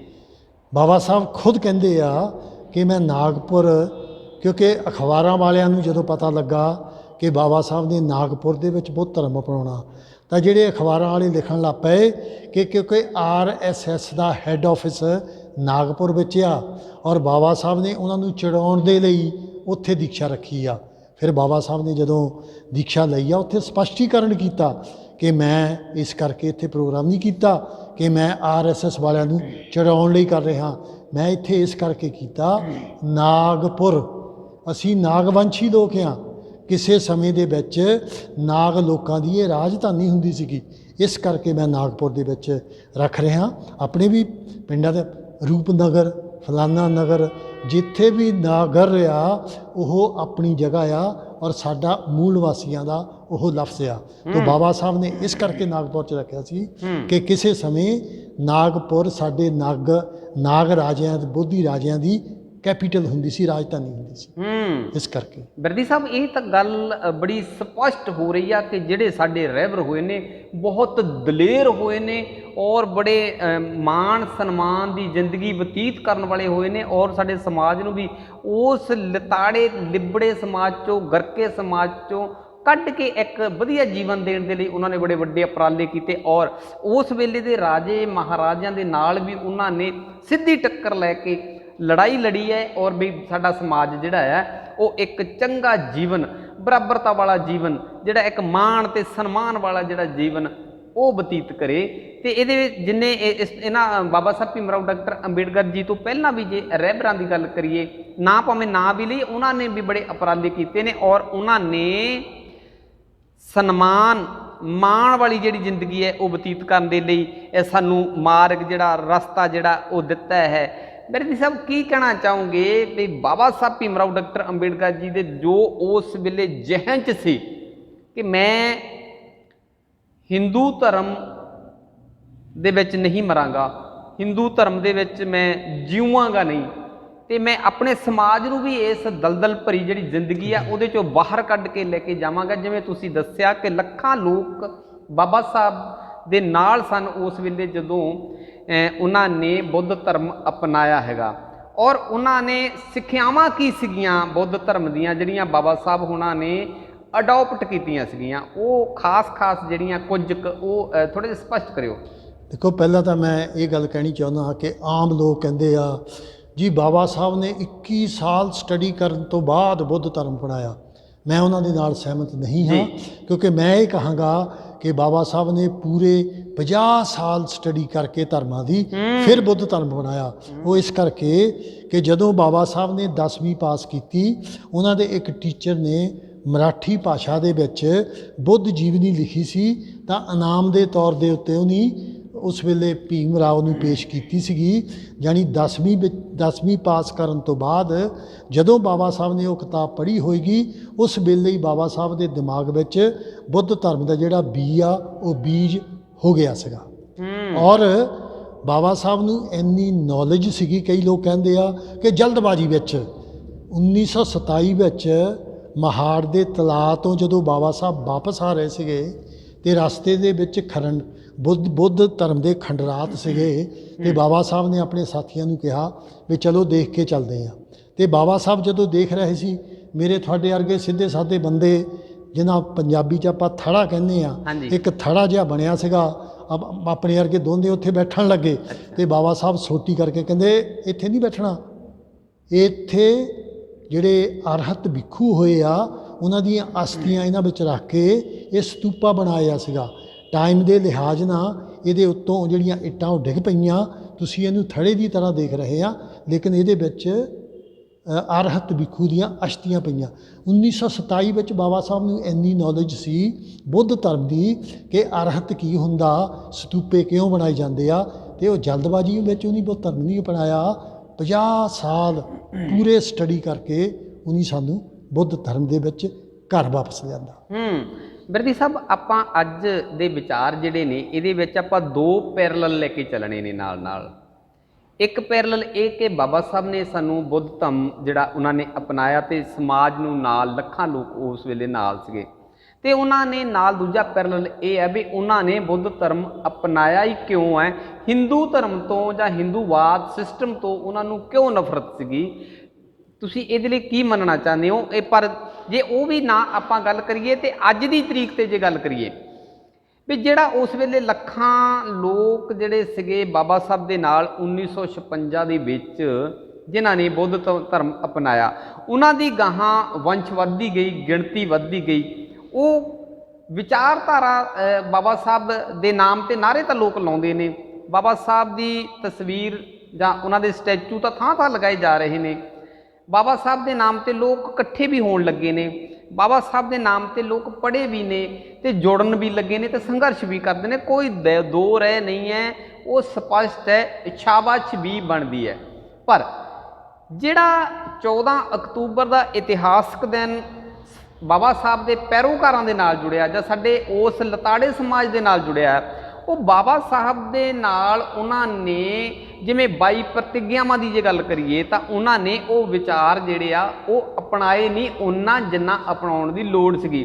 ਬਹੁਤੀ ਗਿਣਤੀ, ਜਿਵੇਂ ਮੈਂ ਸ਼ੁਰੂਆਤ ਵਿੱਚ ਵੀ ਗੱਲ ਕੀਤੀ, ਅੱਜ ਵੀ ਲੋਕ ਸ਼ਰਾਧ ਮਨਾਉਂਦੇ ਪਏ ਆ, ਪੂਜਾ ਪਾਠ ਉੱਦਾਂ ਹੀ ਕਰਦੇ ਪਏ ਆ ਲੋਕ, ਜਿਹੜੇ ਉਹੀ ਪੁਰਾਣੀਆਂ ਰੋਹ ਰੀਤਾਂ ਜਿਹੜੀਆਂ ਹਿੰਦੂਵਾਦ ਸਿਸਟਮ, ਜਿਸ ਸਿਸਟਮ ਦੇ ਵਿੱਚੋਂ ਬਾਬਾ ਸਾਹਿਬ ਬਾਹਰ ਲੈ ਕੇ ਆਉਣਾ ਚਾਹੁੰਦੇ ਸਨ, ਲੋਕ ਬਹੁਤੀ ਗਿਣਤੀ ਜਿਹੜੀ ਹੈ ਖਾਸ ਕਰਕੇ ਭਾਰਤ ਦੇ ਵਿੱਚ ਬਹੁਤੀ ਗਿਣਤੀ ਅੱਜ ਵੀ ਉਸੇ ਕੂੜ ਪ੍ਰਚਾਰ, ਕੂੜ ਲਿਬੜੇ ਤੇ ਲਤਾੜੇ ਸਿਸਟਮ ਦੇ ਵਿੱਚ ਅੱਜ ਵੀ ਫਸੇ ਹੋਏ ਨੇ। ਕੀ ਕਹਿਣਾ ਚਾਹੋਗੇ ਉਸ ਸਮਾਜ ਦੇ ਵਾਸਤੇ? ਗੁੜਾ ਸਾਹਿਬ, ਵਿਦਵਾਨਾਂ ਦਾ ਕਹਿਣੇ ਆ ਕਿ ਕੋਈ ਵੀ ਚੀਜ਼ ਜਿਹੜੀ ਖੂਨ ਵਿੱਚ ਆਉਣ ਦੇ ਲਈ, ਜਿੱਦਾਂ ਆਪਾਂ ਕਹਿੰਦੇ ਹਾਂ ਨਾ, ਜਿੱਦਾਂ ਬਾਣੀਆਂ, ਇਹਨਾਂ ਦੇ ਤਾਂ ਖੂਨ ਵਿੱਚ ਬਿਜ਼ਨਸ ਆ, ਤਾਂ ਖੂਨ ਦੇ ਵਿੱਚ ਆਉਣ ਲਈ ਘੱਟੋ ਘੱਟ 3 ਜਨਰੇਸ਼ਨ ਲੱਗਦੀਆਂ। ਤੇ ਹੁਣ ਬਾਬਾ ਸਾਹਿਬ ਦੇ ਤੋਂ ਬਾਅਦ ਪਹਿਲੀ ਜਨਰੇਸ਼ਨ, ਵੱਧ ਤੋਂ ਵੱਧ ਦੂਜੀ ਜਨਰੇਸ਼ਨ ਆ। ਲੇਕਿਨ ਇਹ ਜਿਹੜੀ ਗੱਲ ਤੁਸੀਂ ਕਹੀ ਆ, ਇਹ ਨਾਰਥ ਇੰਡੀਆ ਵਿੱਚ ਆ। ਅਗਰ ਤੁਸੀਂ ਤਾਮਿਲਨਾਡੂ ਮੇਰੇ ਨਾਲ ਚੱਲੋ ਜਾਂ ਬੰਬੇ ਚੱਲੋ ਤੇ ਉੱਥੇ ਤੁਹਾਨੂੰ 100 'ਚੋਂ ਇੱਕ ਤਾਂ ਸ਼ਾਇਦ ਡਬਲ ਮਾਈਂਡਡ ਇੱਦਾਂ ਦਾ ਮਿਲ ਜਾਏਗਾ, ਨਹੀਂ ਤੇ ਬਹੁਤ ਸਟੌਂਚ ਔਰ ਬਹੁਤ ਕੱਟੜ ਬੁੱਧਿਸਟ ਆ। ਹਾਂਜੀ, ਪੰਜਾਬ ਦੇ ਵਿੱਚ ਕਿਉਂਕਿ ਦੇਖੋ ਜਿੰਨੇ ਹਮਲਾ ਆਵਰ ਆਏ ਇੱਥੇ ਦੀ ਆਏ, ਆਪਾਂ ਤਾਂ ਜਿੱਦਾਂ ਕਿ ਕਹਾਵਤ ਵੀ ਆ, ਖਾਣਾ ਪੀਣਾ ਲਾਹੇ ਦਾ, ਬਾਕੀ ਅਹਿਮਦ ਸ਼ਾਹੇ ਦਾ। ਤੇ ਸਾਡੇ ਤਾਂ ਬਣੇ ਅੱਜ ਖਾ ਲਓ ਕੱਲ ਦਾ ਪਤਾ ਨਹੀਂ। ਹਾਂ। ਲੇਕਿਨ ਉੱਥੇ ਦੇ ਲੋਕਾਂ ਦਾ ਜਿਹੜਾ ਮਾਈਂਡ ਆ ਉਹ ਸਟੇਬਲ ਆ, ਉਹ ਕੁਝ ਹੋ ਰਿਹਾ। ਤੇ ਆਪਾਂ ਜਿਹੜੇ ਨਾਰਥ ਦੇ ਵਿੱਚ ਗੱਲ ਅਪਲਾਈ ਕਰਦੀ ਆ, ਲੇਕਿਨ ਦੂਜੀਆਂ ਸਟੇਟਾਂ ਵਿੱਚ ਬੜੇ ਕੱਟੜ ਤਰੀਕੇ ਦੇ ਨਾਲ ਉਹ ਬੁੱਧ ਜਿਹੜਾ ਉਹਨੂੰ ਮੰਨ ਰਹੇ। ਜਿਹੜੀ ਤੁਸੀਂ ਦੂਸਰੀਆਂ ਸਟੇਟਾਂ ਦੀ ਕੱਟੜਤਾ ਵਾਲੀ ਕੀਤੀ ਗੱਲ, ਬੁੱਧ ਧਰਮ ਦੀ ਪਰਪੱਕਤਾ ਵਾਲੀ ਗੱਲ ਕੀਤੀ ਆ, ਜਾਣੀ ਤੁਹਾਡੇ ਕਹਿਣ ਤੋਂ ਮੁਤਾਬਕ ਇਹ ਹੈ ਵੀ ਉੱਥੇ ਕੋਈ ਸ਼ਰਾਧ ਵਗੈਰਾ ਨਹੀਂ ਮਨਾਉਂਦੇ? ਬਿਲਕੁਲ ਨਹੀਂ ਮਨਾਉਂਦੇ ਹੈ। ਤੇ ਉਹ ਗੁੱਗੇ ਦੀਆਂ ਸੇਮੀਆਂ ਵੀ ਨਹੀਂ ਪਾਉਂਦੇ? ਗੁੱਗਾ ਤਾਂ ਪੰਜਾਬ 'ਚ ਹੀ ਆ, ਇਸ ਤੋਂ ਬਾਹਰ ਹੈ ਹੀ ਨਹੀਂ ਕਿਤੇ। ਹਾਂ, ਉਹ ਜਾਣੀ ਫਿਰ ਬ੍ਰਾਹਮਣਾਂ ਕੋਲ ਜਾ ਕੇ ਆਪਣੇ ਪੁੱਛਦੇ ਨਹੀਂ ਹੈ ਵੀ ਅਸੀਂ ਬੱਚੇ ਦਾ ਨਾਮ ਕੀ ਰੱਖੀਏ? ਬਿਲਕੁਲ ਨਹੀਂ ਪੁੱਛਦੇ ਹੈ। 100 ਜਿੱਦਾਂ ਮੈਂ ਕਿਹਾ 100 'ਚ ਇੱਕ ਵੀਕ ਮਾਈਂਡਡ ਜਿਹੜਾ ਆ ਉਹ ਭਾਵੇਂ ਪੁੱਛਦਾ ਹੋਏਗਾ, ਨਹੀਂ ਤਾਂ ਬਿਲਕੁਲ ਨਹੀਂ। ਬਿਲਕੁਲ ਤੁਹਾਡੀ ਗੱਲ ਸਹੀ ਆ। ਮੈਂ ਜਦੋਂ ਤਾਮਿਲਨਾਡੂ ਜਾਂਦਾ ਜੀ, ਤੇ ਜੇ ਮੁੰਡਾ ਆ ਰਿਹਾ ਜਾਂ ਲੜਕੀ ਆ ਰਹੀ ਆ, ਉਹ ਕੀ ਦੱਸਦੇ ਆ, ਇਹ ਸੈਕੰਡ ਈਅਰ ਵਿੱਚ ਆ, ਇਹਨੇ ਡਾਕਟਰੀ ਕਰਨੀ ਆ। ਇਹ ਲੜਕੀ ਮੇਰੀ ਸੈਕੰਡ ਈਅਰ ਆ, ਇਹਨੇ ਡਾਕਟਰ ਬਣਨਾ। ਤੇ ਜਦੋਂ ਆਪਾਂ ਨਾਰਥ ਇੰਡੀਆ ਪੰਜਾਬ 'ਚ ਜਾਂਦੇ ਆ, ਉੱਥੇ ਕਦੇ ਇੱਦਾਂ ਦੀ ਗੱਲ ਕਰਦੇ, ਉਹ ਕੀ ਕਹਿੰਦੇ ਆ, ਇਹ ਕਾਰ ਅਸੀਂ ਪਿਛਲੇ ਸਾਲ ਲਈ ਸੀਗੀ ਜਾਂ 5 ਸਾਲ ਪਹਿਲਾਂ ਲਈ ਸੀ, ਹੁਣ ਅਸੀਂ ਫਲਾਣੇ ਦਿਨ ਨੂੰ ਨਵੀਂ ਕਾਰ ਕਢਾਉਣੀ ਆ। ਇਹ ਮਕਾਨ ਮੇਰੇ ਬੁੜੇ ਦਾ ਸੀਗਾ ਤੇ ਹੁਣ ਅਸੀਂ ਕੋਠੀ ਬਣਾਉਣੀ ਆ। ਜਾਣੀ ਉਹ ਪੈਸੇ ਦੀ ਗੱਲ ਕਰਨਗੇ, ਐਜੂਕੇਸ਼ਨ ਦੀ ਜਾਂ ਪ੍ਰੋਗਰੈਸ ਗੱਲ ਜਾਂ ਸਾਇੰਟੀਫਿਕ ਗੱਲ ਨਹੀਂ ਕਰਨਗੇ। ਇਹ ਗੱਲ ਨਾਰਥ ਇੰਡੀਆ ਦੀ ਆ। ਮੈਂ ਇਹ ਪ੍ਰੈਕਟੀਕਲੀ ਦੇਖਿਆ ਤਾਂ ਖਾਸ ਕਰਕੇ ਤਾਮਿਲਨਾਡੂ ਔਰ ਮਹਾਰਾਸ਼ਟਰ ਦੇ ਵਿੱਚ। ਤੇ ਇੰਨਾ ਫਰਕ ਆ ਸੋਚ ਦਾ। ਹਾਂ, ਉੱਥੇ ਜਾਣੀ ਫਿਰ ਇੱਦਾਂ ਦੀਆਂ ਗੱਲਾਂ ਕਰਦੇ ਨਹੀਂ ਹੈਗੇ ਵੀ ਅਸੀਂ ਤਾਂ ਸਾਰਾ ਪਰਿਵਾਰ ਨੇ ਹਫ਼ਤਾ ਭਰ ਸੇਵਾ ਤੇ ਜਾਣਾ ਆ ਬਾਬਿਆਂ ਦੇ? ਇੱਕ ਵੀ ਘਰ ਨਹੀਂ ਮੈਂ ਸੁਣਿਆ, ਇੱਕ ਵੀ ਘਰ ਨਹੀਂ ਸੁਣਿਆ ਹੈ ਜਿਹੜੇ ਕਿ, ਕਿਉਂਕਿ ਉਧਰ ਬਾਬੇ ਇਹ ਪੰਜਾਬ 'ਚ ਹੀ ਆ। ਦੇਖੋ ਯੂਪੀ ਦੇ ਵਿੱਚ ਆਪਣਾ ਰਾਜ 4 ਵਾਰੀ ਕਿਉਂ ਆਇਆ? ਨਹੀਂ, ਤੁਹਾਡਾ ਕੋਈ ਮਤਲਬ ਕਹਿਣ ਦਾ ਵੀ ਉੱਥੇ ਕੋਈ ਏਦਾਂ ਪੀਰਾਂ ਦੇ ਦੇਗ ਨਹੀਂ ਦਿੰਦਾ, ਚੱਦਰ ਨਹੀਂ ਚੜਾਉਂਦਾ ਹੈ, ਕੋਈ ਢੋਲ ਵੱਜਦੇ ਨਹੀਂ ਹੈਗੇ, ਕੋਈ ਜਿੱਦਾਂ ਨਕਲਾਂ ਕਵਾਲੀਆਂ ਵੀ ਨਹੀਂ ਹੁੰਦੀਆਂ?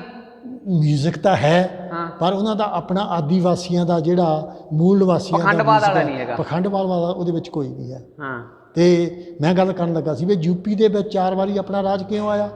ਕਿਉਂਕਿ ਉੱਥੇ ਡੇਰੇ ਨਹੀਂ ਹੈ। ਇਸ ਕਰਕੇ ਕਿਉਂਕਿ ਉੱਥੇ ਲੋਕ ਜਿਹੜੇ ਆ ਲੀਡਰ ਦੇ ਕਹਿਣ ਦੇ ਉੱਤੇ ਜਾਂ ਸਮਾਜ ਸੁਧਾਰਕਾਂ ਦੇ ਕਹਿਣ ਦੇ ਉੱਤੇ ਇੱਕ ਪਲੇਟਫਾਰਮ ਤੇ ਆ ਜਾਂਦੇ ਆ। ਲੇਕਿਨ ਇੱਥੇ ਜੋ ਡੇਰਿਆਂ ਨੇ ਹੁਕਮ ਦੇਣਾ ਉਹ ਹੋਣਾ ਹੈ। ਬਿਰਦੀ ਸਾਹਿਬ, ਇੱਕ ਪੁਰਾਣੇ ਸਮਿਆਂ ਦੇ ਵਿੱਚ ਆਪਾਂ ਉਹ ਮਿੱਟੀ ਦੇ ਘੜੇ ਵਰਤਦੇ ਸੀ, ਮਿੱਟੀ ਦੇ ਭਾਂਡੇ ਵਰਤਦੇ ਸੀ। ਬਹੁਤੇ ਜਿਹੜੇ ਬਰਤਨ ਖਾਣ ਪੀਣ ਦੇ ਪਕਾਉਣ ਵਾਲੇ ਜਿਹੜੇ ਬਰਤਨ ਸੀਗੇ ਉਹ ਮਿੱਟੀ ਦੇ ਹੁੰਦੇ ਸੀਗੇ। ਤੇ ਜਦੋਂ ਉਹ ਘੁਮਿਆਰ ਦੀ ਦੁਕਾਨ ਤੋਂ, ਉਹਦੇ ਰੇਹੜੀ ਤੋਂ ਜਾਂ ਉਹ ਖੱਚਰਾਂ ਦੇ ਉੱਤੇ ਵੇਚਣ ਵੀ ਪਿੰਡਾਂ ਦੇ ਵਿੱਚ ਆਉਂਦੇ ਸੀਗੇ ਤਾਂ ਲੋਕ ਟਣਕਾ ਕੇ ਦੇਖਦੇ ਸੀ। ਉਹ ਕੱਚਾ ਜਾਂ ਪੱਕਾ ਭਾਂਡਾ ਜਿਹੜਾ ਆ ਉਹ ਟਣਕਾ ਕੇ ਦੇਖ ਲੈਂਦੇ ਸੀ। ਸਾਡੀਆਂ ਬੀਬੀਆਂ ਬਜ਼ੁਰਗ ਜਿਹੜੇ ਉਹ ਦੇਖ ਲੈਂਦੇ ਸੀ, ਇਹ ਵੀ ਤੜਕਿਆ ਤਾਂ ਨਹੀਂ ਹੈ, ਵੀ ਇਹ ਕੱਚਾ ਤਾਂ ਨਹੀਂ ਹੈ, ਪੱਕਾ ਆ, ਟਨ ਦੀ ਆਵਾਜ਼ ਆਉਂਦੀ ਹੈ ਕਿ ਨਹੀਂ, ਉਹ ਦੇਖ ਲੈਂਦੇ ਸੀਗੇ। ਤੇ ਜੇ ਗੱਲ ਕਰੀਏ ਬਾਬਾ ਸਾਹਿਬ ਭੀਮ ਰਾਓ ਡਾਕਟਰ ਅੰਬੇਡਕਰ ਜੀ ਨੇ ਪੂਰਾ ਜੀਵਨ ਇਸ ਭੈੜੇ ਸਿਸਟਮ ਤੋਂ ਤੰਗ ਆ ਕੇ ਬੁੱਧ ਧਰਮ ਅਪਣਾਇਆ। ਤੇ ਜਿਹੜਾ ਬਾਬਾ ਸਾਹਿਬ ਦੇ ਪੈਰੋਕਾਰ ਨੇ ਕੁਝ ਕੁ ਨੂੰ ਛੱਡ ਕੇ ਬਾਕੀ ਸਾਰਾ ਜਿਹੜਾ ਸਮਾਜ ਹੈ ਉਹ ਅੱਜ ਵੀ ਜਿਸ ਸਮਾਜ ਜਿਹੜੇ ਭੈੜੇ ਸਿਸਟਮ ਦੀਆਂ ਮੈਂ ਗੱਲਾਂ ਕੀਤੀਆਂ ਵੀ ਉਹਨਾਂ ਸਟੇਟਾਂ 'ਚ ਨਹੀਂ ਹੁੰਦਾ, ਉਹ ਇੱਥੇ ਹੋ ਰਿਹਾ।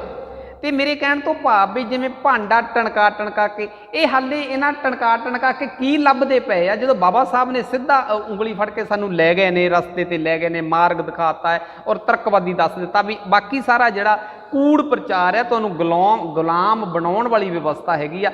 ਲੋਕ ਫਿਰ ਵੀ ਲੱਗੇ ਹੋਏ ਨੇ। ਉਹ ਸਮਾਜ ਨੂੰ ਤੁਸੀਂ ਕੀ ਕਹਿਣਾ ਚਾਹੋਗੇ? ਮੈਂ ਤਾਂ ਆਪਣੀ ਗੱਲ ਦੱਸ ਸਕਦਾ ਕਿ ਅੱਜ ਤੋਂ 30-32 ਸਾਲ ਪਹਿਲਾਂ ਮੈਂ ਆਪਣੀ ਬੇਟੀ ਦਾ ਵਿਆਹ ਕੀਤਾ ਤੇ ਚਿੱਟੀ ਸਾੜੀ ਪਵਾ ਕੇ ਅਸੀਂ ਉਹਦਾ ਵਿਆਹ ਕੀਤਾ।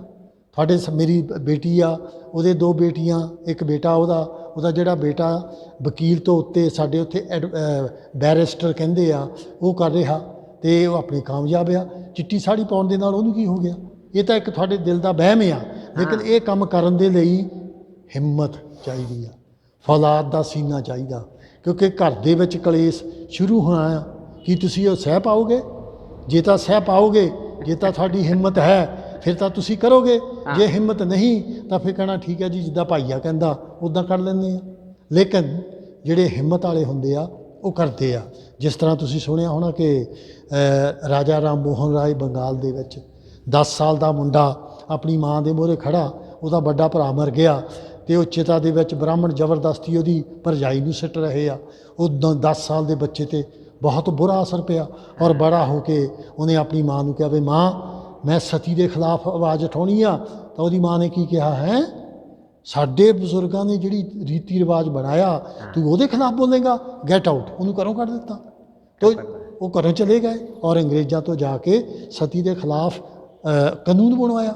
ਤੇ ਜਿਹਨੀ ਹਿੰਮਤਾਂ ਤੋਂ ਕੰਮ ਲੈਣਾ, ਜਿਹੜੇ ਮਰਦ ਆ ਉਹ ਲੈ ਰਹੇ ਆ ਫੈਸਲੇ, ਔਰ ਕਿਸੇ ਨੂੰ ਕੁਛ ਨਹੀਂ ਹੁੰਦਾ। ਮੈਂ ਹਜ਼ਾਰਾਂ ਐਗਜ਼ਾਮਪਲਾਂ ਦੇ ਸਕਦਾ। ਪਹਿਲਾਂ ਮੈਨੂੰ ਇੱਕ ਗੱਲ ਦੱਸੋ, ਭਾਰਤ ਦੇ ਵਿੱਚ ਤਾਂ ਪੈਂਚੀਆਂ ਆ ਗਈਆਂ, ਇਹ ਆ ਗਿਆ, ਉਹ ਜਿਹੜੇ ਬਾਕੀ ਦੁਨੀਆ ਆ ਉਹੀ ਕੰਮ ਜਿਹੜਾ ਉੱਧਰ ਨੂੰ ਕਰਦੇ ਉਹਨਾਂ ਨੂੰ ਤਾਂ ਕੁਛ ਨਹੀਂ ਹੁੰਦਾ। ਇਹ ਸਿਰਫ ਇੱਥੇ ਇੰਡੀਆ 'ਚ ਹੀ ਹੁੰਦਾ ਹੈ। ਜਿਹੜੀਆਂ ਪੈਂਚਕਾਂ ਆ, ਜੇ ਪੈਂਚਕਾਂ ਆ ਸਿਰਫ ਇੰਡੀਆ 'ਚ ਹੀ, ਬਾਕੀ ਦੁਨੀਆ 'ਚ ਕਿਉਂ ਨਹੀਂ ਹੈ? ਤੋ ਇਸ ਕਰਕੇ ਥੋੜ੍ਹਾ ਜਿਹਾ ਆਪਾਂ ਨੂੰ ਸਾਇੰਟੀਫਿਕਲੀ ਸੋਚਣਾ ਪੈਣਾ। ਔਰ ਬੁੱਧ ਧਰਮ ਦੇ ਵਿੱਚ ਆਓਗੇ, ਬੁੱਧ ਧਰਮ ਹੈ ਹੀ ਸਾਇੰਟੀਫਿਕ ਧਰਮ, ਕੋਈ ਇਹਦੇ ਵਿੱਚ ਅੰਧ ਵਿਸ਼ਵਾਸ ਨਹੀਂ ਹੈ। ਜਾਣੋ ਤਾਂ ਮਾਨੋ, ਇਹ ਨਹੀਂ ਵੀ ਪਹਿਲਾਂ ਮੰਨ, ਨਹੀਂ, ਜਾਣੋ ਫਿਰ ਮਾਨੋ। ਦੇਖੋ ਜਿਹੜੀ ਬੁੱਧ ਧਰਮ ਦੀ ਗੱਲ ਕਰਦੇ ਆ, ਰਵਿੰਦਰ ਨਾਥ ਟੈਗੋਰ ਦਾ ਤਾਂ ਨਾਮ ਤੁਸੀਂ ਸੁਣਿਆ। ਇੰਗਲਿਸ਼ ਦੇ ਵਿੱਚ ਉਹਦੀ ਕੀ ਕਿਤਾਬ ਲਿਖੀ ਆ? Bring back golden days of the Buddha. ਕੀ ਕਹਿ ਰਹੇ ਆ? ਕਿ ਭਗਵਾਨ ਬੁੱਧ ਦੇ ਸੁਨਹਿਰੀ ਦਿਨਾਂ ਨੂੰ ਵਾਪਸ ਲੈ ਕੇ ਆਓ। ਉਹਨੇ ਵਾਪਸ ਕਿਹਾ, ਇਹਦਾ ਮਤਲਬ ਉਹਨੂੰ ਪਤਾ ਆ ਕਿ ਜਦੋਂ ਬੋਧੀਆਂ ਨੇ ਰਾਜ ਕੀਤਾ ਇਹ ਸੋਨੇ ਦੀ ਚਿੜੀਆ ਸੀ। ਜਦੋਂ ਬੋਧੀਆਂ ਨੇ ਰਾਜ ਕੀਤਾ 2000 ਪਹਿਲਾਂ 18 ਯੂਨੀਵਰਸਿਟੀਆਂ ਸੀਗੀਆਂ। ਅੱਜ ਕਿੱਦਾਂ ਪੰਜਾਬ ਦੇ ਵਿੱਚੋਂ ਅਮਰੀਕਾ 'ਚ, ਕੈਨੇਡਾ 'ਚ, ਸਾਡੇ ਇੰਗਲੈਂਡ ਵਿੱਚ, ਆਸਟ੍ਰੇਲੀਆ ਵਿੱਚ ਪੜ੍ਹਨ ਜਾ ਰਹੇ ਆ। ਤੇ ਇਹਦਾ ਮਤਲਬ ਅਸੀਂ ਪਿੱਛੇ ਨੂੰ ਗਏ ਆ, ਅੱਗੇ ਨੂੰ ਨਹੀਂ ਆਏ ਹੈ। ਤੋ ਬੁੱਧ ਧਰਮ ਸਾਇੰਟੀਫਿਕ ਆ। ਜਿੱਦਾਂ ਜਿੱਦਾਂ ਪੜ੍ਹਾਂਗੇ, ਸਟੱਡੀ ਕਰਾਂਗੇ, ਸਾਡੇ ਦਿਮਾਗ ਦਾ ਜਿਹੜਾ ਜਾਲਾ ਆ ਉਹ ਨਿਕਲੇਗਾ। ਬਿਲਕੁਲ ਜੀ। ਇੱਥੇ ਇੱਕ ਗੱਲ ਕਹਿਣੀ ਜ਼ਰੂਰ ਬਣਦੀ ਹੈ। ਕਾਂਚੀ ਟੀਵੀ ਸਕਰੀਨ ਤੋਂ ਜਿੰਨੇ ਤੁਸੀਂ ਇਸ ਵੇਲੇ ਕਾਂਚੀ ਟੀਵੀ ਦੇ ਸਕਰੀਨ ਦੇ ਨਾਲ ਜੁੜੇ ਹੋ, ਦੇਖ ਰਹੇ ਹੋ, ਸਾਡੇ ਵਿਚਾਰ ਸੁਣ ਰਹੇ ਹੋ, ਵਿਚਾਰ ਬਿਰਦੀ ਸਾਹਿਬ ਹੋਣਾ ਦੀਆਂ ਜਿਹੜੀ ਕੱਲੀ ਕੱਲੀ ਗੱਲ ਸੁਣ ਰਹੇ ਹੋ। ਸਾਡਾ ਮਕਸਦ ਕਿਸੇ ਧਰਮ ਨੂੰ ਪ੍ਰਮੋਟ ਕਰਨਾ ਨਹੀਂ ਹੈ, ਕਿਸੇ ਧਰਮ ਦੇ ਨਾਲ ਤੁਹਾਨੂੰ ਧੱਕੇ ਨਾਲ ਜੋੜਨਾ ਨਹੀਂ ਹੈ। ਗੱਲ ਇਹ ਹੈ ਕਿ ਸਾਡੇ ਰਹਿਬਰਾਂ ਨੇ ਸਾਡੇ ਲਈ ਕਿੰਨਾ ਸੰਘਰਸ਼ ਕੀਤਾ, ਕਿੰਨਾ ਨਿਖਾਰ ਕੇ ਸਾਨੂੰ ਸ਼ਬਦਾਵਲੀ ਦਿੱਤੀ ਹੈ। ਗੱਲ ਉਹਨਾਂ ਦੀ ਮੰਨਣ ਦੀ ਹੈ, ਗੱਲ ਉਹਨਾਂ ਦੇ ਮਗਰ ਲੱਗ ਕੇ ਚੱਲਣ ਦੀ ਹੈ। ਤੇ ਬਾਬਾ ਸਾਹਿਬ ਭੀਮ ਰਾਓ ਡਾਕਟਰ ਅੰਬੇਡਕਰ ਜੀ ਤੋਂ ਪਹਿਲੋਂ ਵੀ ਅਨੇਕਾਂ ਰਹਿਬਰਾਂ ਨੇ ਆਪ ਲੜਾਈ ਲੜ ਕੇ ਸਾਨੂੰ ਸਕੂਲ ਦੇ ਰਸਤੇ ਦਿਖਾਏ ਨੇ, ਕਾਲਜ ਯੂਨੀਵਰਸਿਟੀਆਂ ਦੇ ਰਸਤੇ ਦਿਖਾਏ ਨੇ, ਸਾਨੂੰ ਵਿਗਿਆਨ ਦੇ ਰਸਤੇ ਦਿਖਾਏ ਨੇ। ਪਰ ਅੱਜ ਵੀ ਅਸੀਂ ਉਹੀ ਮੜੀਆਂ ਮਸਾਣੀਆਂ ਕਬਰਾਂ ਜਾਂ ਉੱਦਾਂ ਦੇ ਭੈੜੇ ਸਿਸਟਮ ਦੇ ਵਿੱਚ ਜਿਹੜੇ ਗਲਤਾਨ ਤੇ ਗ੍ਰਸਤ ਹਾਂ। ਤੇ ਅੱਜ ਵੀ ਅਸੀਂ ਆਸ ਲਾ ਕੇ ਬੈਠੇ ਹਾਂ ਚਾਰ ਇੱਟਾਂ ਤੇ ਕਿ ਸਾਨੂੰ ਇਹਨੇ ਸ਼ਾਇਦ ਡਿਗਰੀ ਦੇ ਦੇਣੀ, ਇਹਨੇ ਸ਼ਾਇਦ ਸਾਨੂੰ ਕੈਨੇਡਾ ਅਮਰੀਕਾ ਪਹੁੰਚਾ ਦੇਣਾ, ਇਹਨੇ ਸਾਡੇ ਸ਼ਾਇਦ ਦਿਨ ਸਵਾਰ ਦੇਣੇ, ਇਹਨੇ ਸ਼ਾਇਦ ਸਾਨੂੰ ਰਾਜ ਭਾਗ ਦੇ ਦੇਣਾ, ਇਹਨੇ ਸ਼ਾਇਦ ਸਾਨੂੰ ਮਾਣ ਸਨਮਾਨ ਦੇ ਦੇਣਾ। ਕਿਤੇ ਬਾਬਾ ਸਾਹਿਬ ਭੀਮ ਰਾਓ ਡਾਕਟਰ ਅੰਬੇਡਕਰ ਜੀ ਨੇ ਇਹ ਸੋਚਿਆ ਹੁੰਦਾ ਤੇ ਸ਼ਾਇਦ ਅੱਜ ਮੈਂ ਟੈਲੀਵਿਜ਼ਨ ਦੇ ਅੰਦਰ ਸਕਰੀਨ ਤੇ ਬੈਠ ਕੇ ਤੁਹਾਡੇ ਨਾਲ ਵਿਚਾਰ ਨਾ ਸਾਂਝੇ ਕਰਦਾ ਤੇ ਬਿਰਦੀ ਸਾਹਿਬ ਅੱਛੀ ਟਾਈ ਲਾ ਕੇ ਇੰਗਲੈਂਡ ਅਮਰੀਕਾ ਦੀ ਸੈਰ ਨਾ ਕਰਦੇ। ਜੇ ਬਾਬਾ ਸਾਹਿਬ ਨੇ ਵੀ ਸਾਡੇ ਸਮਾਜ ਦੇ ਵਾਂਗਰ ਅੱਜ ਵੀ ਜਿਵੇਂ ਅੰਧ ਵਿਸ਼ਵਾਸ ਦੇ ਵਿੱਚ ਗਲਤਾਨ ਹੈ, ਕੋਈ ਥੋ ਸਿਰਾ ਨਹੀਂ, ਇੱਕ ਦਿਨ ਦੇ ਵਿੱਚ 50 ਜਗ੍ਹਾ ਮੱਥੇ ਰਗੜਦੇ ਨੇ, ਆਪ ਵੀ ਰਗੜਦੇ ਨੇ, ਨਾਲ ਬੱਚਿਆਂ ਨੂੰ ਵੀ ਰਗੜਾਉਂਦੇ ਨੇ। ਉਹਨਾਂ ਦੀ ਮਾਨਸਿਕਤਾ, ਮਨ ਬੁੱਧੀ ਜਿਹੜੀ ਆ ਉਹਨਾਂ ਦੀ ਵੀ ਉਸੇ ਤਰੀਕੇ ਦੇ ਨਾਲ ਅੰਧ ਵਿਸ਼ਵਾਸੀ ਬਣਾ ਰਹੇ ਆ। ਆਓ ਸੱਚੀ ਮੁੱਚੀ ਆਪਣੇ ਰਹਿਬਰਾਂ ਦੇ ਜਿੱਥੇ ਅਸੀਂ ਸਟੈਚੂ ਤੋੜਨ ਤੇ, ਬੁੱਤ ਤੋੜਨ ਤੇ, ਸਿਰ ਪਾੜਨ ਜਾਂਦੇ ਆ, ਤੇ ਉੱਥੇ ਆਪਣੇ ਵੀ ਕਿਤੇ ਸਿਰ ਨੂੰ ਕੰਧ 'ਚ ਮਾਰ ਕੇ ਦੇਖੀਏ ਕਿ ਸਾਨੂੰ ਰਸਤਾ ਤਾਂ ਬਾਬਾ ਸਾਹਿਬ ਭੀਮ ਰਾਓ ਡਾਕਟਰ ਅੰਬੇਡਕਰ ਜੀ ਨੇ ਆਹ ਦਿਖਾਇਆ ਸੀ। ਜਿਸ ਰਸਤੇ ਤੇ ਹੁਣ ਅਸੀਂ ਚਰਚਾ ਜਿਹੜੀ ਹੈ ਉਹ ਕਰਨ ਜਾ ਰਹੇ ਹਾਂ, ਜਿਹੜੇ ਵਿਚਾਰ ਵੈਸੇ ਤਾਂ ਬਾਬਾ ਸਾਹਿਬ ਭੀਮ ਰਾਓ ਡਾਕਟਰ ਅੰਬੇਡਕਰ ਜੀ ਦੇ ਵਿਚਾਰ ਪਹਿਲੋਂ ਹੀ ਵਿਗਿਆਨਕ ਸਨ, ਪਰ ਉਹਨਾਂ ਨੇ ਬੁੱਧ ਧਰਮ ਅਪਣਾ ਕੇ ਇੱਕ ਜਿਹੜੀ ਕਸਮ ਵੀ ਤੋੜਨੀ ਸੀ, ਕਸਮ ਜਿਹੜੀ ਪੂਰੀ ਵੀ ਕਰਨੀ ਸੀ, ਔਰ ਆਪਣੇ ਸਮਾਜ ਨੂੰ ਇੱਕ ਰਸਤਾ ਦੱਸਣਾ ਸੀਗਾ ਵੀ ਇਸ ਰਸਤੇ ਤੇ ਚੱਲ ਕੇ ਸਾਨੂੰ ਬੁੱਧੀਮਾਨ ਬਣਨਾ ਪਏਗਾ, ਤਦ ਹੀ ਸਾਨੂੰ ਮਾਣ ਸਨਮਾਨ ਮਿਲੇਗਾ, ਤਦ ਹੀ ਸਾਡੇ ਹੱਥੋਂ ਖੋਇਆ ਹੋਇਆ ਜਿਹੜਾ ਰਾਜ ਹੈ ਉਹ ਸਾਡੇ ਹੱਥ ਦੇ ਵਿੱਚ ਆਏਗਾ। ਉਹ ਵਿਚਾਰ ਕਿਹੜੇ ਸਨ? ਜਿਹੜੀਆਂ 22 ਪ੍ਰਤਿਗਿਆਵਾਂ ਬਾਬਾ ਸਾਹਿਬ ਭੀਮ ਰਾਓ ਡਾਕਟਰ ਅੰਬੇਡਕਰ ਜੀ ਨੇ ਖੁਦ ਬੁੱਧ ਧਰਮ ਅਪਣਾਉਣ ਤੋਂ ਬਾਅਦ ਆਪਣੇ ਪੈਰੋਕਾਰਾਂ ਨੂੰ ਜਿਹੜੀਆਂ ਦਿੱਤੀਆਂ ਸੀਗੀਆਂ ਵੀ ਐਸ ਕੂੜ ਪ੍ਰਚਾਰ, ਕੂੜ ਭਰੇ ਸਿਸਟਮ ਤੋਂ ਕਿਨਾਰਾ ਕਰਕੇ ਇੱਕ ਚੰਗੀ ਜ਼ਿੰਦਗੀ ਬਤੀਤ ਕਰਨ ਦਾ ਤੁਹਾਡੇ ਲਈ ਮੌਕਾ ਹੈ। ਤੁਹਾਡੇ ਲਈ ਵੀ ਮੌਕਾ, ਜਿੰਨੇ ਲੋਕ ਇਸ ਵੇਲੇ ਕਾਂਚੀ ਟੀਵੀ ਦੀ ਸਕਰੀਨ ਨਾਲ ਜੁੜੇ ਹੋ, ਉਹ ਸੀਗੀਆਂ 22 ਪ੍ਰਤਿਗਿਆਵਾਂ। ਬਿਰਦੀ ਸਾਹਿਬ 22 ਪ੍ਰਤਿਗਿਆਵਾਂ ਦੇ ਵਿੱਚੋਂ ਪਹਿਲੀ ਜਿਹੜੀ ਪ੍ਰਤਿਗਿਆ, ਪਹਿਲੀ ਸਿੱਖਿਆ ਜਿਹੜੀ ਹੈ ਬਾਬਾ ਸਾਹਿਬ ਹੁਣਾਂ ਨੇ ਉਹ ਇਹ ਦਿੱਤੀ ਸੀ, ਜਿਵੇਂ ਵੱਖ-ਵੱਖ ਕਿਤਾਬਾਂ ਵੱਖ-ਵੱਖ ਰਾਈਟਰਾਂ ਨੇ ਜਿਹੜੀਆਂ ਦਿੱਤਾ ਹੈ, ਲਿਖਿਆ ਹੈ ਕਿਤਾਬਾਂ ਦੇ ਵਿੱਚ, ਅੱਜ ਵੀ ਛਾਪਿਆ। ਤੁਹਾਡੀਆਂ ਵੀ ਲਗਭਗ ਜਿੰਨੀਆਂ ਕਿਤਾਬਾਂ ਛਪੀਆਂ, ਤੁਸੀਂ ਵੀ ਹਰ ਕਿਤਾਬ ਦੀ ਜਿਲਦ ਦੇ ਉੱਤੇ ਉਸ 22 ਪ੍ਰਤਿਗਿਆਵਾਂ ਨੂੰ ਛਾਪਣ ਦੀ ਕੋਸ਼ਿਸ਼ ਕੀਤੀ ਹੈ ਕਿ ਜਿਹੜੇ ਬਾਬਾ ਸਾਹਿਬ ਨੇ ਲਫ਼ਜ਼ ਕਹੇ, ਅਗਰ ਉਹ ਮੈਂ ਹੀ ਕਹੂੰਗਾ ਇਹਨਾਂ ਨੂੰ ਬੁਰੇ ਲੱਗਣੇ ਆ। ਦੇਖੋ ਬਾਬਾ ਸਾਹਿਬ ਦਾ ਜਿਹੜੀ ਕਿਤਾਬ ਆ ਰਿਡਲਸ ਆਫ ਹਿੰਦੂਇਜ਼ਮ, ਜਾਣੀ ਹਿੰਦੂਇਜ਼ਮ ਦੀਆਂ ਪਹੇਲੀਆਂ, ਉਹਦੇ ਵਿੱਚ 2 ਆਰਟੀਕਲ ਲਾਹੌਰੀ ਰਾਮ ਬਾਲੀ ਹੁਣੀ ਹਿੰਦੀ ਦੇ ਵਿੱਚ ਟਰਾਂਸਲੇਟ ਕੀਤੇ ਆ। ਰਿਡਲ ਆਫ ਰਾਮਾ, ਰਿਡਲ ਆਫ ਕ੍ਰਿਸ਼ਨਾ, ਤਾਂ ਪੜ੍ਹ ਲਓ, ਉਹਦੇ ਵਿੱਚ ਤੁਹਾਡੀਆਂ ਅੱਖਾਂ ਖੁੱਲ੍ਹ ਜਾਣਗੀਆਂ ਕਿ ਬਾਬਾ ਸਾਹਿਬ ਇਹਨਾਂ ਬਾਰੇ ਕੀ ਕਹਿੰਦੇ ਆ। ਕਿਉਂਕਿ ਦੇਖੋ ਆਪਾਂ ਧਰਤੀ ਦੇ ਉੱਤੇ ਉਤਰ ਕੇ ਦੇਖਣਾ ਆ। ਤੁਸੀਂ ਮੈਨੂੰ ਦਿਲ 'ਤੇ ਹੱਥ ਰੱਖ ਕੇ ਦੱਸੋ, ਤੁਹਾਡੇ ਘਰ ਵਾਲੀ ਨਾਲ ਝਗੜਾ ਹੋ ਜਾਂਦਾ, ਉਹਨੂੰ ਬੱਚਾ ਵੀ ਹੋਣੇ ਵਾਲਾ ਆ, ਤੁਸੀਂ ਆਪਣੇ ਭਰਾ ਨੂੰ ਕਹੋਗੇ ਵੀ ਇਹਨੂੰ ਜੰਗਲ ਵਿੱਚ ਛੱਡਿਆ, ਜਾਂ ਇਹ ਕਹੋਗੇ ਇਹਦੇ ਪੇ ਦੇ ਘਰ ਛੱਡਿਆ? ਮੰਨ ਲਓ ਉਹਦਾ ਪੇ ਇੰਗਲੈਂਡ 'ਚ ਰਹਿੰਦਾ, ਤਾਂ ਤੁਹਾਨੂੰ ਇਹ ਕਹਿਣਾ ਚਾਹੀਦਾ ਇਹਦੇ ਫੁੱਫੜ ਦੇ ਘਰ ਛੱਡਿਆ, ਇਹਦੇ ਮਾਸੜ ਦੇ ਘਰ ਛੱਡਿਆ। ਬਈ ਜੰਗਲ ਵਿੱਚ ਛੱਡ ਕੇ ਆਉਣਾ, ਤਾਂ ਜਦੋਂ ਛੱਡਣਾ ਉੱਥੇ ਕੀ ਹੁੰਦੇ ਆ। ਤਾਂ ਫਿਰ ਜੇ ਇੱਦਾਂ ਦੇ ਇਨਸਾਨ ਨੂੰ ਵੀ ਤੁਸੀਂ ਪੂਜਣਾ, ਤਾਂ ਮਰਜ਼ੀ ਤੁਹਾਡੀ ਆ। ਸਾਡੀ ਭਾਸ਼ਾ ਵਿੱਚ ਤਾਂ ਉਸ ਇਨਸਾਨ ਨੂੰ ਫਿਰ ਕੁਛ ਹੋਰ ਹੀ ਕਿਹਾ ਜਾਂਦਾ। ਬਿਲਕੁਲ ਜੀ, ਉਹ ਇਨਸਾਨ ਦੀ ਗੱਲ ਕਰੀਏ ਜਾਂ ਉਹ ਇਨਸਾਨਾਂ ਦੀਆਂ ਬਣਾ ਕੇ ਮੂਰਤੀਆਂ ਦੀ ਪੂਜਾ ਦੀ ਗੱਲ ਕਰੀਏ, ਤੇ ਜਿਵੇਂ ਸਾਡੇ ਜਿਹੜੇ ਅਸਲ ਦੇ ਵਿੱਚ ਜਿਹੜੇ ਵਿਗਿਆਨ ਤਾਂ ਇਹ ਕਹਿੰਦੀ ਹੈ ਵੀ ਦੁੱਧ ਪੀਣ ਦੇ ਵਾਸਤੇ ਆ, ਸਰੋਂ ਦਾ ਤੇਲ ਜਿਹੜਾ ਸਿਰ 'ਤੇ ਲਾਉਣ ਦੇ ਵਾਸਤੇ ਆ, ਪਰ ਕੀ ਕਰੀਏ, ਅਸੀਂ ਮੂਰਤੀਆਂ 'ਤੇ ਪਾਈ ਜਾਂਦੇ ਹਾਂ ਤੇ ਦੀਵੇ ਜਗਾਈ ਜਾਂਦੇ ਹਾਂ, ਤੇ ਅਸੀਂ ਤਕੜੇ ਵੀ ਨਹੀਂ ਹੁੰਦੇ ਤੇ ਦਿਮਾਗ ਵੀ ਰੋਸ਼ਨ ਨਹੀਂ ਹੁੰਦਾ। ਅੱਜ ਸਮਾਂ ਜਿਹੜਾ ਆ, ਕੋਈ ਸਮਾਂ ਸੀ ਵਰਦੀ ਸਾਹਿਬ ਵੀ ਜਦੋਂ ਬਿਜਲੀ ਨਹੀਂ ਸੀਗੀ ਤੇ ਲੋਕ ਇਕੱਠੇ ਬੈਠ ਕੇ ਲੋ ਕਰਨ ਦੇ ਲਈ, ਸ਼ਾਮ ਨੂੰ ਸਲਾਹਾਂ ਮਸ਼ਵਰੇ ਕਰਨ ਦੇ ਲਈ ਸਰੋਂ ਦੇ ਤੇਲ ਦਾ ਦੀਵਾ ਜਗਾ ਲੈਂਦੇ ਹੋਣਗੇ, ਜਗਾਉਂਦੇ ਸੀ, ਮਿੱਟੀ ਦੇ ਤੇਲ ਦਾ ਵੀ ਜਗਦਾ ਰਿਹਾ। ਪਰ ਅੱਜ ਤਾਂ ਬਿਜਲੀ ਵੀ 24 ਘੰਟੇ ਰਹਿੰਦੀ ਹੈ ਤੇ ਵੱਡੀਆਂ ਜਿਹੜੀਆਂ ਸਰਚ ਲਾਈਟਾਂ ਲੱਗੀਆਂ, ਪਰ ਫਿਰ ਵੀ ਅਸੀਂ ਉਹ ਦੀਵੇ ਦੇ ਵਿੱਚ ਸਰੋਂ ਦਾ ਤੇਲ ਪਾ ਕੇ ਅੱਜ ਵੀ ਜਗਾਈ ਜਾਂਦੇ ਹਾਂ। ਦੀਵਾਲੀ ਵਾਲੇ ਦਿਨ ਤਾਂ ਅਸੀਂ ਪੂਰੀਆਂ ਮੁੱਖਾਂ ਲਵੇੜ ਲਈਆਂ, ਸਾਰਾ ਘਰ ਜਿਹੜਾ ਇੱਕਦਮ ਐਨ ਪਹਿਲਾਂ 20 ਦਿਨ ਕਲੀ ਕਰਨ 'ਤੇ ਲਾਉਣਾ, ਰੰਗ ਕਰਨ 'ਤੇ, ਤੇ ਉਦਣ ਫੇਰ ਨਾ ਸਿਰੇ ਤੋਂ ਸੈਨ ਚੋਂਦਾ ਹੁੰਦਾ ਸਰੋਂ ਦਾ ਤੇਲ, ਚੋਂਦਾ ਥੱਲੇ ਆਇਆ ਹੁੰਦਾ ਹੈ। ਤੇ ਅੱਜ ਵੀ ਅਸੀਂ ਉਹ ਕਿੱਥੇ ਫਸੇ ਹਾਂ। ਇਹ ਦੀਵੇ ਜਗਾਉਣ ਦੀ ਲੋੜ ਹੈ ਦਿਮਾਗ ਦੀ। ਠੀਕ, ਜਿਵੇਂ ਮਹਾਤਮਾ ਬੁੱਧ ਵੀ ਕਹਿੰਦੇ ਨੇ ਕਿ ਆਪਣੇ ਦੀਪਕ ਆਪ ਬਣੋ, ਆਪਣੇ ਆਪ ਦੇ ਆਪਣੇ ਜੀਵਨ ਨੂੰ ਰਚਨਾਉਣ ਦੇ ਲਈ ਗਿਆਨਵਾਨ ਜਿਹੜਾ ਖਾਸ ਕਰਕੇ ਵਿਗਿਆਨਕ ਹੋਣਾ ਬੜਾ ਜ਼ਰੂਰੀ ਹੈ। ਉਹ ਅੰਧ ਵਿਸ਼ਵਾਸ, ਤਰ੍ਹਾਂ ਦੀਆਂ ਸਾਖੀਆਂ ਜਿਹੜੀਆਂ ਮਹਾਤਮਾ ਬੁੱਧ ਜੀ ਦੀਆਂ ਮਿਲਦੀਆਂ ਨੇ ਕਿ ਉਹਨਾਂ ਨੇ ਲੋਕਾਂ ਨੂੰ ਸਮਝਾਉਣ ਦੇ ਲਈ ਕਿੰਨੇ ਤਰੀਕਿਆਂ ਦੇ ਨਾਲ, ਇੱਦਾਂ ਹੀ ਬਾਬਾ ਸਾਹਿਬ, ਇੱਦਾਂ ਹੀ ਜਿਨ੍ਹਾਂ ਰਹਿਬਰਾਂ ਦੀ ਗੱਲ ਕਰਦੇ ਹੋ ਤੁਸੀਂ, ਜਿਨ੍ਹਾਂ ਰਹਿਬਰਾਂ ਨੂੰ ਪੂਜਦੇ ਹੋ, ਬਾਣੀ ਵੀ ਤੁਸੀਂ ਪੜ੍ਹਦੇ ਹੋ, ਉਹਨਾਂ ਰਹਿਬਰਾਂ ਨੇ ਵੀ ਬੜਾ ਕੌੜਾ ਲਿਖਿਆ ਹੈ, ਬੜਾ ਸਪਸ਼ਟ ਲਿਖਿਆ ਹੈ ਇਸ ਭੈੜੇ ਸਿਸਟਮ ਦੇ ਖਿਲਾਫ, ਪਰ ਅਸੀਂ ਪੜ੍ਹਨ ਨੂੰ ਰਾਜੀ ਨਹੀਂ, ਅਸੀਂ ਸਿਰਫ ਮੱਥਾ ਟੇਕਣ ਤੱਕ ਹੀ ਸੀਮਤ ਹੈ। ਇੱਦਾਂ ਹੀ ਅਸੀਂ ਬਾਬਾ ਸਾਹਿਬ ਭੀਮ ਰਾਓ ਡਾਕਟਰ ਅੰਬੇਡਕਰ ਜੀ ਨੂੰ ਵੀ ਮੱਥਾ ਟੇਕਣ ਤੱਕ ਸੀਮਤ ਰੱਖ ਲਿਆ। ਸਾਲ ਦੇ ਵਿੱਚ ਇੱਕ ਵਾਰ ਅਸੀਂ ਬਾਬਾ ਸਾਹਿਬ ਦਾ ਪਰਿਨਿਰਵਾਣ ਦਿਵਸ ਜਾਂ ਬਾਬਾ ਸਾਹਿਬ ਦਾ, ਡਾਕਟਰ ਅੰਬੇਡਕਰ ਜੀ ਦਾ ਜਨਮ ਦਿਨ ਮਨਾ ਕੇ ਅਸੀਂ ਸੋਚਦੇ ਹਾਂ ਵੀ ਅਸੀਂ ਪੈਰੋਕਾਰ ਹਾਂ ਬਾਬਾ ਸਾਹਿਬ ਦੇ, ਤੇ ਬਾਬਾ ਸਾਹਿਬ ਦੀ ਗੱਲ ਇੱਕ ਨਹੀਂ ਮੰਨਦੇ, ਤੇ ਗੱਲ ਕਿੱਥੇ ਖੜੀ ਹੈ। ਤੇ ਜਿਹੜੀ ਪ੍ਰਤਿਗਿਆ ਅਗਲੀ ਹੈ, ਈਸ਼ਵਰ ਨੇ ਅਵਤਾਰ ਧਾਰਿਆ, ਇਸ ਉੱਤੇ ਮੇਰਾ ਕੋਈ ਵਿਸ਼ਵਾਸ ਨਹੀਂ ਹੈ, ਬਾਬਾ ਸਾਹਿਬ ਕਹਿੰਦੇ ਨੇ। ਸਪਸ਼ਟ ਕਰਿਓ ਵਰਦੀ ਸਾਹਿਬ, ਇਹ ਕੀ ਕਹਿਣਾ ਚਾਹੁੰਦੇ ਨੇ ਬਾਬਾ? ਦੇਖੋ ਜੀ, ਮੈਨੂੰ 55 ਸਾਲ ਲੰਡਨ ਵਿੱਚ ਰਹਿੰਦੇ ਨੂੰ ਹੋ ਗਏ ਆ। ਤੁਸੀਂ ਆਪ ਦੇਖ ਲਓ ਕਿ ਜਿੰਨੇ ਕੰਟਰੀ ਰੱਬ ਨੂੰ ਨਹੀਂ ਮੰਨਦੇ, ਸਾਰੇ ਢਿੱਡ ਭਰ ਕੇ ਰੋਟੀ ਖਾਂਦੇ ਆ, ਖੁਸ਼ਹਾਲ ਆ। ਜਿੰਨੇ ਦੇਸ਼ ਜਿੰਨਾ ਰੱਬ ਨੂੰ ਜ਼ਿਆਦਾ ਮੰਨਦੇ ਆ, ਇੰਗਲਿਸ਼ ਦੇ ਵਿੱਚ ਉਹਨਾਂ ਨੂੰ ਥਰਡ ਵਰਲਡ ਕੰਟਰੀਜ਼ ਕਹਿੰਦੇ ਆ। ਤੇ ਨਤੀਜਾ ਤੁਹਾਡੇ ਸਾਹਮਣੇ ਆ। ਅੱਜ ਸਾਡੇ ਇੰਗਲੈਂਡ ਦੇ ਵਿੱਚ, ਔਰ ਮੈਨੂੰ ਇਹ ਵੀ ਪਤਾ ਕਿ ਇੰਡੀਆ ਦੇ ਵਿੱਚ ਈਸਾਈ ਧਰਮ ਦਾ ਬਹੁਤ ਬੁਖਾਰ ਚੜ੍ਹ ਰਿਹਾ ਸਾਡੇ ਲੋਕਾਂ ਨੂੰ, ਲੇਕਿਨ ਸਾਡੇ ਇੰਗਲੈਂਡ ਦੇ ਵਿੱਚ ਆ ਜਾਓ, ਜਿਹੜੀਆਂ ਚਰਚਾਂ ਆ ਉਹ ਅੱਜ ਉਹਨਾਂ ਦੇ ਵਿੱਚ ਫਲੈਟ ਬਣ ਰਹੇ ਆ, ਕਿਉਂਕਿ ਕੋਈ ਨਹੀਂ ਜਾ ਰਿਹਾ, ਕਿਉਂਕਿ ਉਹ ਇੰਨੀਆਂ ਸੋਲਿਡ ਬਣੀਆਂ ਆ, ਉਹਨੂੰ ਢਾਉਣਾ ਚਾਹੁੰਦੇ ਨਹੀਂ ਹੈ। ਸੋ ਕਿਸੇ ਬਿਲਡਰ ਨੂੰ ਵੇਚ ਕੇ ਉਹ ਬਿਲਡਰ ਉਹਦੇ ਵਿੱਚ 5-6 ਫਲੈਟ ਬਣਾ ਰਹੇ ਆ। ਤੋ ਇਸ ਕਰਕੇ ਜਿਹੜਾ ਰੱਬ ਆ, ਨਾ ਅੱਜ ਤੱਕ ਕਿਸੇ ਨੇ ਦੇਖਿਆ, ਨਾ ਉਹਨਾਂ ਗੱਲ ਕੀਤੀ ਆ। ਆਪਣੇ ਪ੍ਰੋਫੈਸਰ नहीं प्रोफैसर मोहन सिंह ठीक। प्रोफैसर मोहन सिंह जिन्हें लिखिया रब एक उंजलदार ਝਬੇਲਾ रब एक गोरख धंधा पेच इस दे खोलण लग्या काफर हो जाए बंदा आपे गुआच जांदा।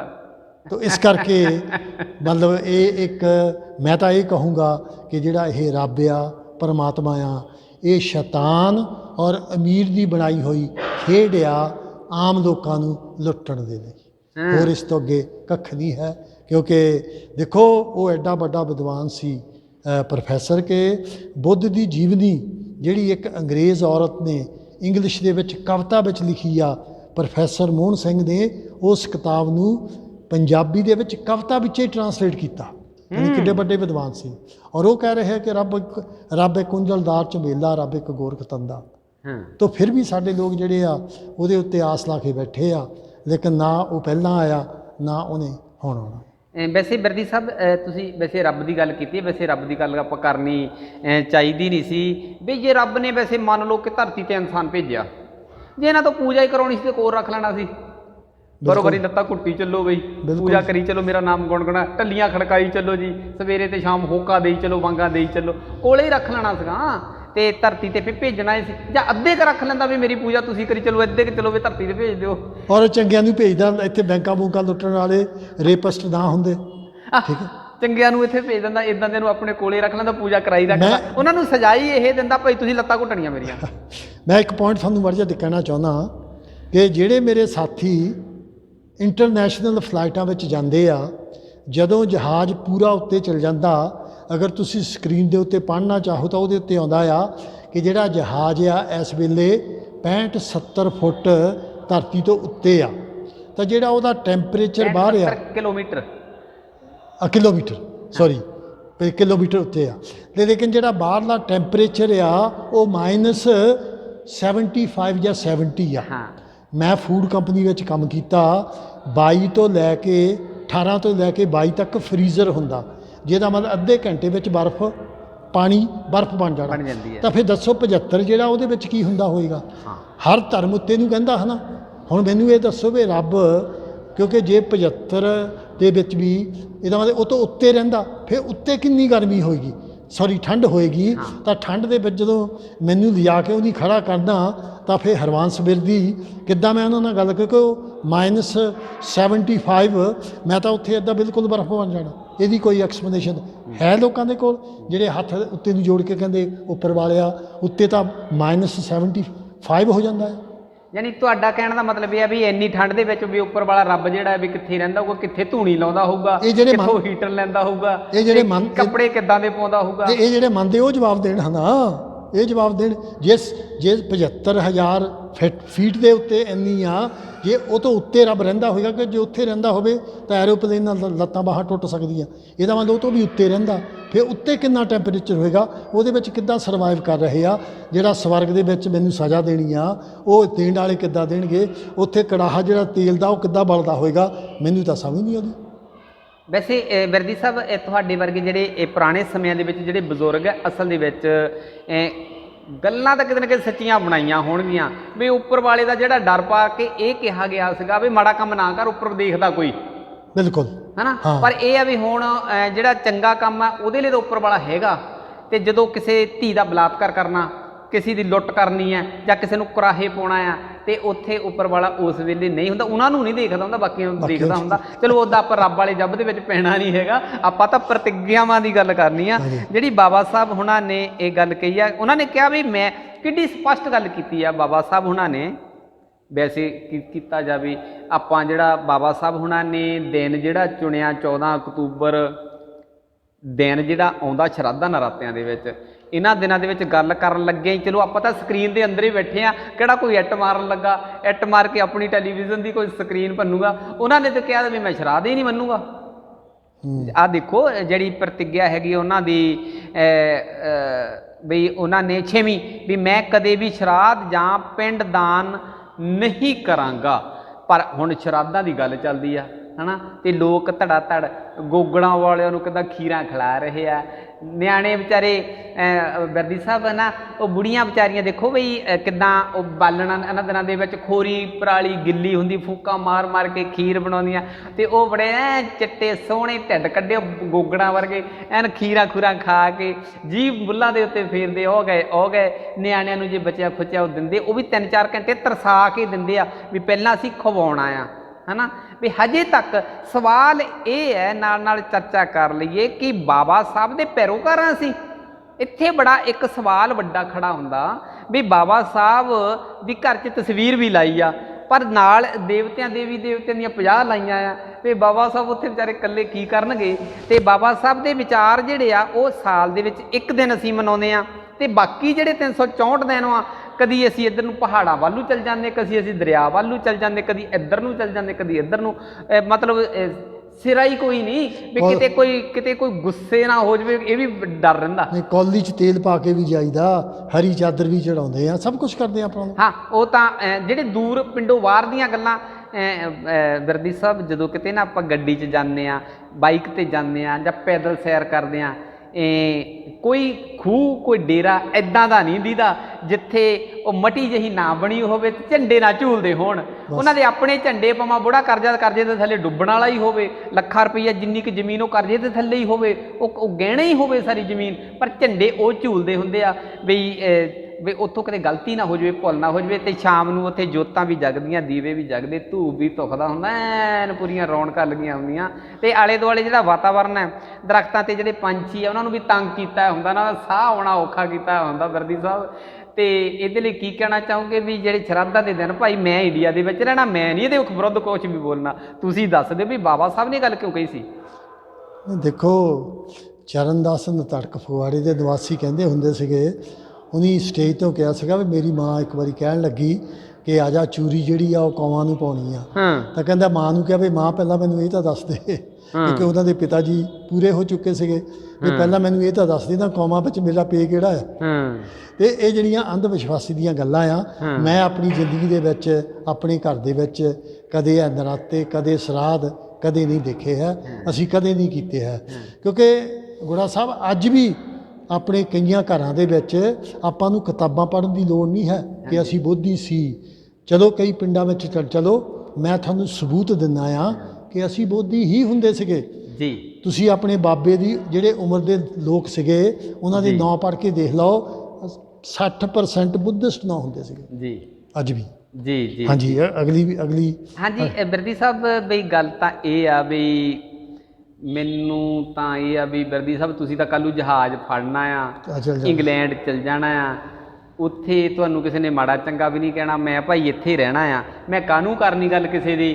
ਵੀ ਬਾਬਾ ਸਾਹਿਬ ਨੇ ਤਾਂ ਇਹ ਵੀ ਕਿਹਾ ਵੀ ਝੂਠ ਨਹੀਂ ਬੋਲਣਾ, ਬਿਲਕੁਲ। ਤੇ ਬਾਬਾ ਸਾਹਿਬ ਨੇ ਇਹ ਵੀ ਕਿਹਾ ਆ ਵੀ ਕੋਈ ਨਸ਼ਾ ਨਹੀਂ ਕਰਨਾ। ਤੇ ਬਹੁਤੇ ਸੱਜਣ ਤਾਂ ਇੱਦਾਂ ਆ ਵੀ ਜਿਹੜੇ ਬਾਬਾ ਸਾਹਿਬ ਦਾ ਜਦੋਂ ਜਨਮ ਦਿਨ ਮਨਾ ਕੇ ਸ਼ਾਮ ਨੂੰ ਗਲਾਸੀ ਲਾ ਕੇ ਤਖੇਮਾ ਵੀ ਉਤਾਰਨਾ ਹੁੰਦਾ, ਤੇ ਉੱਥੇ ਮੈਂ ਤਾਂ ਗੱਲ ਕਰਨੀ ਨਹੀਂ, ਭਾਈ ਤੁਸੀਂ ਕਰਨੀ ਕਰ ਲਓ। ਦੇਖੋ, ਜੇ ਫਿਰ ਬਾਬਾ ਸਾਹਿਬ ਨੂੰ ਮੰਨਣਾ ਹੈ ਤਾਂ ਇਹ ਜਿਹੜੀਆਂ ਚੀਜ਼ਾਂ ਉਹ ਬੰਦ ਕਰਨੀਆਂ ਚਾਹੀਦੀਆਂ। ਜਾਂ ਤਾਂ ਫਿਰ ਤੁਸੀਂ ਬਾਬਾ ਸਾਹਿਬ ਦੇ ਨਾਲ ਮਜ਼ਾਕ ਕਰ ਰਹੇ ਆ, ਜਾਂ ਆਪਣੇ ਆਪ ਨਾਲ ਤੁਸੀਂ ਮਜ਼ਾਕ ਕਰ ਰਹੇ ਆ। ਮੈਂ ਪੁੱਛ ਕੇ ਦੇਖ ਲਓ, ਲੰਡਨ ਰਹਿਣਾ, ਪਿਛਲੇ 55 ਸਾਲ ਤੋਂ ਰਹਿਣਾ, ਮੈਂ ਸ਼ਰਾਬ ਬਿਲਕੁਲ ਨਹੀਂ ਪੀਂਦਾ, ਮੈਂ ਸਿਗਰਟ ਨਹੀਂ ਪੀਂਦਾ, ਠੀਕ ਆ, ਮੈਂ ਤੁਹਾਡੇ ਸਾਹਮਣੇ ਜੀਣਾ ਜਾਗਦਾ ਫਿਰਦਾ। ਤਾਂ ਇਹ ਸ਼ਰਾਬ ਕਿਹੜੀ ਇਹੋ ਜਿਹੀ ਜ਼ਰੂਰੀ ਚੀਜ਼ ਆ ਕਿ ਜਿਹੜਾ ਪੀਤੇ ਤੋਂ ਬਿਨਾਂ ਨਹੀਂ ਸਰਦਾ। ਗੋਲਾ ਸਾਹਿਬ ਇੱਕ ਹੋਰ ਗੱਲ ਆ ਵੀ ਜੇ ਬੰਦੇ ਨੇ ਇਹਦੀ ਆ ਜਾਂ ਪਊਆ ਹਰ ਰੋਜ਼ ਪੀਣਾ ਤਾਂ ਫਿਰ ਘਰ ਵਾਲੀ ਨੂੰ ਵੀ ਪੀਣ ਨੂੰ ਦਿਓ, ਉਹ ਵੀ ਤਾਂ ਕੰਮ ਕਰਦੀ ਆ, ਉਹ 24 ਘੰਟੇ ਕੰਮ ਕਰਦੀ ਆ, ਤਾਂ ਉਹਨੂੰ ਵੀ ਹੁੰਦਾ, ਉਹਨੂੰ ਥੱਕੀ ਹੋਇਆ, ਉਹਨੂੰ ਵੀ ਵਿਚਾਰੀ ਨੂੰ ਦਿੰਦੇ ਲੰਡੂ ਜਿਹਾ ਬਣਾ ਕੇ, ਉਹਨੂੰ ਵੀ ਪਊਆ ਦਿਓ ਪੀਣ ਨੂੰ ਵਿਚਾਰੀ ਨੂੰ, ਵੀ ਤੂੰ ਤੜਕੇ ਦੀ ਉੱਠੀ ਵਾ, ਨਿਆਣਿਆਂ ਦੀ ਰੋਟੀ ਬਣਾਈ, ਮੇਰੀ ਬਣਾਈ, ਮੇਰੀ ਮਾਂ ਦੀ ਬਣਾਈ, ਲੈ ਫੜ ਤੂੰ ਵੀ ਪੀ। ਕੀ ਗੱਲ, ਬੰਦੇ ਦੇ ਥਕੇਵੇਂ ਦਾ ਹੀ ਫਿਕਰ ਆ। ਬਿਰਦੀ ਸਾਹਿਬ ਪੰਗਾ ਪਾਤਾ ਤੁਸੀਂ ਤਾਂ, ਤੁਸੀਂ ਤਾਂ ਇਹ ਆ ਵੀ ਵਿੱਚ ਕਹਿੰਦੇ ਆ ਵੀ ਆਪਣੀ ਘਰ ਵਾਲੀ ਨੂੰ ਵੀ ਲੰਡੂ ਜਿਹਾ ਬਣਾ ਕੇ ਪਿਲਾ ਦਿਆ ਕਰੋ। ਜਦੋਂ ਜੇ ਬਰਾਬਰਤਾ ਦਾ ਹੱਕ ਆ, ਆਪ ਪੀਣੀ ਆ ਥਕੇਵਾ ਕਰਕੇ, ਔਰਤ ਨੂੰ ਨਹੀਂ ਥਕੇਵਾ ਹੁੰਦਾ ਕਦੇ, ਮੈਂ ਤੇ ਤਾਂ ਕਹਿ ਰਿਹਾ। ਔਰ ਜੇ ਸੰਗਰ ਦੇਵਤੇ ਦਾ ਔਰਤ ਵਰਤ ਰੱਖਦੀ ਆ ਲੰਬੀ ਉਮਰ ਲਈ, ਤਾਂ ਇਹਦਾ ਵਾ ਤੀਵੀਂ ਜਦੋਂ ਮਰਜ਼ੀ ਚੱਲ ਜਾਵੇ, ਫਿਰ ਤੁਸੀਂ ਵੀ ਉਹਦੀ ਲੰਬੀ ਉਮਰ ਲਈ ਵਰਤ ਰੱਖੋ। ਉਹਦਾ ਰੱਖਣਾ ਚਾਹੀਦਾ। ਬਿਰਦੀ ਸਾਹਿਬ ਗੱਲ ਇਹ ਆ ਵੀ ਜਿਹੜੀ ਤਾਂ ਬਾਕੀ ਆਪਾਂ 1 ਘੰਟਾ ਗੱਲ ਕੀਤੀ ਆ, ਹੋ ਸਕਦਾ ਕਿਤੇ ਆਹ ਨਾ ਕੱਲੀ ਗੱਲ ਫੜ ਲੈਣ, ਸ਼ਾਮ ਨੂੰ ਆਪਣੇ ਲਈ ਵੀ ਪਾਲਣ ਤੇ ਨਾਲ ਗਲਾਸੀ ਘਰ ਵਾਲੀ ਭਾਗਵਾਨ ਨੇ ਚੱਕ। ਬਿਰਦੀ ਸਾਹਿਬ ਕਹਿੰਦੇ ਸੀਗੇ ਅਸਲ ਅਸਲ ਦੇ ਵਿੱਚ ਅਸੀਂ ਇਸ ਕਰਕੇ ਕਹਿ ਰਹੇ ਹਾਂ ਕਿ ਕਾਰੋਬਾਰ ਬਹੁਤੇ ਅਜੇ ਉਸ ਤਰੀਕੇ ਦੇ ਨਾਲ ਸਾਰਿਆਂ ਦੇ ਸੈੱਟ ਨਹੀਂ ਹੋ ਸਕੇ, ਬੱਚੇ ਸਾਰਿਆਂ ਦੇ ਸੈੱਟ ਨਹੀਂ ਹੋ ਸਕੇ, ਮਾਣ ਸਨਮਾਨ ਉੱਦਾਂ ਦਾ ਹਜੇ ਤੱਕ ਨਹੀਂ ਮਿਲ ਸਕਿਆ। ਜਿਹੜੀ ਬਰਾਬਰਤਾ, ਜਿਹੜਾ ਬਰਾਬਰਤਾ ਵਾਲਾ ਰਾਜ ਸਾਡੇ ਗੁਰੂ ਸਾਹਿਬਾਨ, ਸਾਡੇ ਰਹਿਬਰ ਸਾਹਿਬਾਨ ਚਾਹੁੰਦੇ ਸੀ ਕਿ ਸਾਡੇ ਸਮਾਜ ਦਾ ਸਾਡਾ ਰਾਜ ਹੋਵੇ, ਉਹ ਹਾਲੇ ਤੱਕ ਨਹੀਂ ਆ ਸਕਿਆ। ਤੇ ਜਿੰਨੀ ਕੁ ਪੂੰਜੀ ਬਿਰਦੀ ਸਾਹਿਬ, ਜਿੰਨੀ ਕੁ ਕਮਾਈ ਹੈ ਉਹਨੂੰ ਖਰਚਣ ਲੱਗੇ ਸਾਨੂੰ ਦੇਖ ਲੈਣਾ ਚਾਹੀਦਾ ਬਈ ਅਸੀਂ ਜੇ ਸ਼ਹਿਰ ਦਿਹਾੜੀ ਲਾ ਕੇ 400 ਰੁਪਈਆ ਲਿਆਂਦਾ, 200 ਰੁਪਈਆ ਰਸਤੇ 'ਚ ਹੀ ਨਾ ਕਿਤੇ ਠੇਕੇ ਤੇ ਹੱਤੇ ਦੇ ਉੱਤੇ ਦੇ ਦਈਏ। ਹੋ ਸਕਦਾ ਵੀ ਕਿਤੇ ਇਹ ਇੰਨੇ ਕੁ ਹੀ ਬਚਾ ਲਈਏ ਜਿਹੜੇ ਖਰਾਬ ਕਰਨੇ ਰਸਤੇ 'ਚ ਹੀ, ਉਹਦੇ ਨਾਲ ਵੀ ਬੱਚਾ ਪੜ੍ਹ ਸਕਦਾ, ਯੂਨੀਵਰਸਿਟੀ ਜਾ ਸਕਦਾ, ਡਿਗਰੀ ਡਿਪਲੋਮਾ ਕਰ ਸਕਦਾ। ਜੇ ਤੁਹਾਡਾ ਜੀਵਨ, ਇੱਕ ਤਾਂ ਨਸ਼ਿਆਂ ਤੋਂ ਸਾਡੀ ਸਿਹਤ ਠੀਕ ਰਹੇਗੀ ਆ, ਸਿਹਤ ਨਹੀਂ ਖਰਾਬ ਹੋਊਗੀ, ਤੇ ਨਾਲ ਸਾਡਾ ਜਿਹੜਾ ਘਰ ਦਾ ਬਜਟ ਜਿਹੜਾ ਆ ਉਹ ਵੀ ਨਹੀਂ ਵਿਗੜੂਗਾ। ਜੇ ਕਿਤੇ ਬਿਰਦੀ ਸਾਹਿਬ ਦੀ ਗੱਲ ਨਹੀਂ ਮੰਨਣੀ ਬਿਲਕੁਲ, ਵੀ ਜੇ ਕਿਤੇ ਘਰ ਵਾਲੀਆਂ ਪੀਣ ਲੱਗ ਗਈਆਂ, ਘਰ ਬਚਾ ਕੇ ਹੀ ਇਹਨਾਂ ਨੇ ਰੱਖਿਓ ਆ। ਨਹੀਂ ਤਾਂ ਮੈਂ ਬਰਾਬਰਤਾ ਦੀ ਹੱਕ ਦੀ ਗੱਲ ਕੀਤੀ ਆ, ਬਰਾਬਰਤਾ ਔਰ ਥਕੇਵੇਂ ਦੀ। ਮੈਂ ਨਹੀਂ ਕਹਿੰਦਾ ਦੇਵੋ ਵੀ ਉਹ ਵਿਚਾਰੀ ਵੀ ਤਾਂ ਥੱਕਦੀ ਆ। ਹਾਂ ਬਿਲਕੁਲ ਬਰਾਬਰਤਾ ਦੀ ਗੱਲ ਹੈ। ਜੇ ਸੂਝਵਾਨ ਸਾਡੇ ਦੇਸ਼ ਦੀਆਂ ਔਰਤਾਂ ਨੇ ਸਾਡੇ ਘਰਾਂ ਨੂੰ ਬਚਾ ਕੇ ਰੱਖਿਆ, ਇਹ ਨਹੀਂ ਕਿ ਸਾਰੇ ਲੋਕ, ਸਾਰੇ ਮਰਦ ਜਿਹੜੇ ਨੇ ਉਹ ਨਲਾਇਕ, ਇਹ ਕਹਿਣਾ ਨਹੀਂ ਹੈ ਸਾਡਾ, ਪਰ ਬਹੁਤੀ ਗਿਣਤੀ, ਹੱਦ ਤੋਂ ਵੱਧ ਦੀ ਗਿਣਤੀ ਜਿਹੜੀ ਹੈ ਉਹ ਸਾਬਤ ਕਰਦੀ ਆ।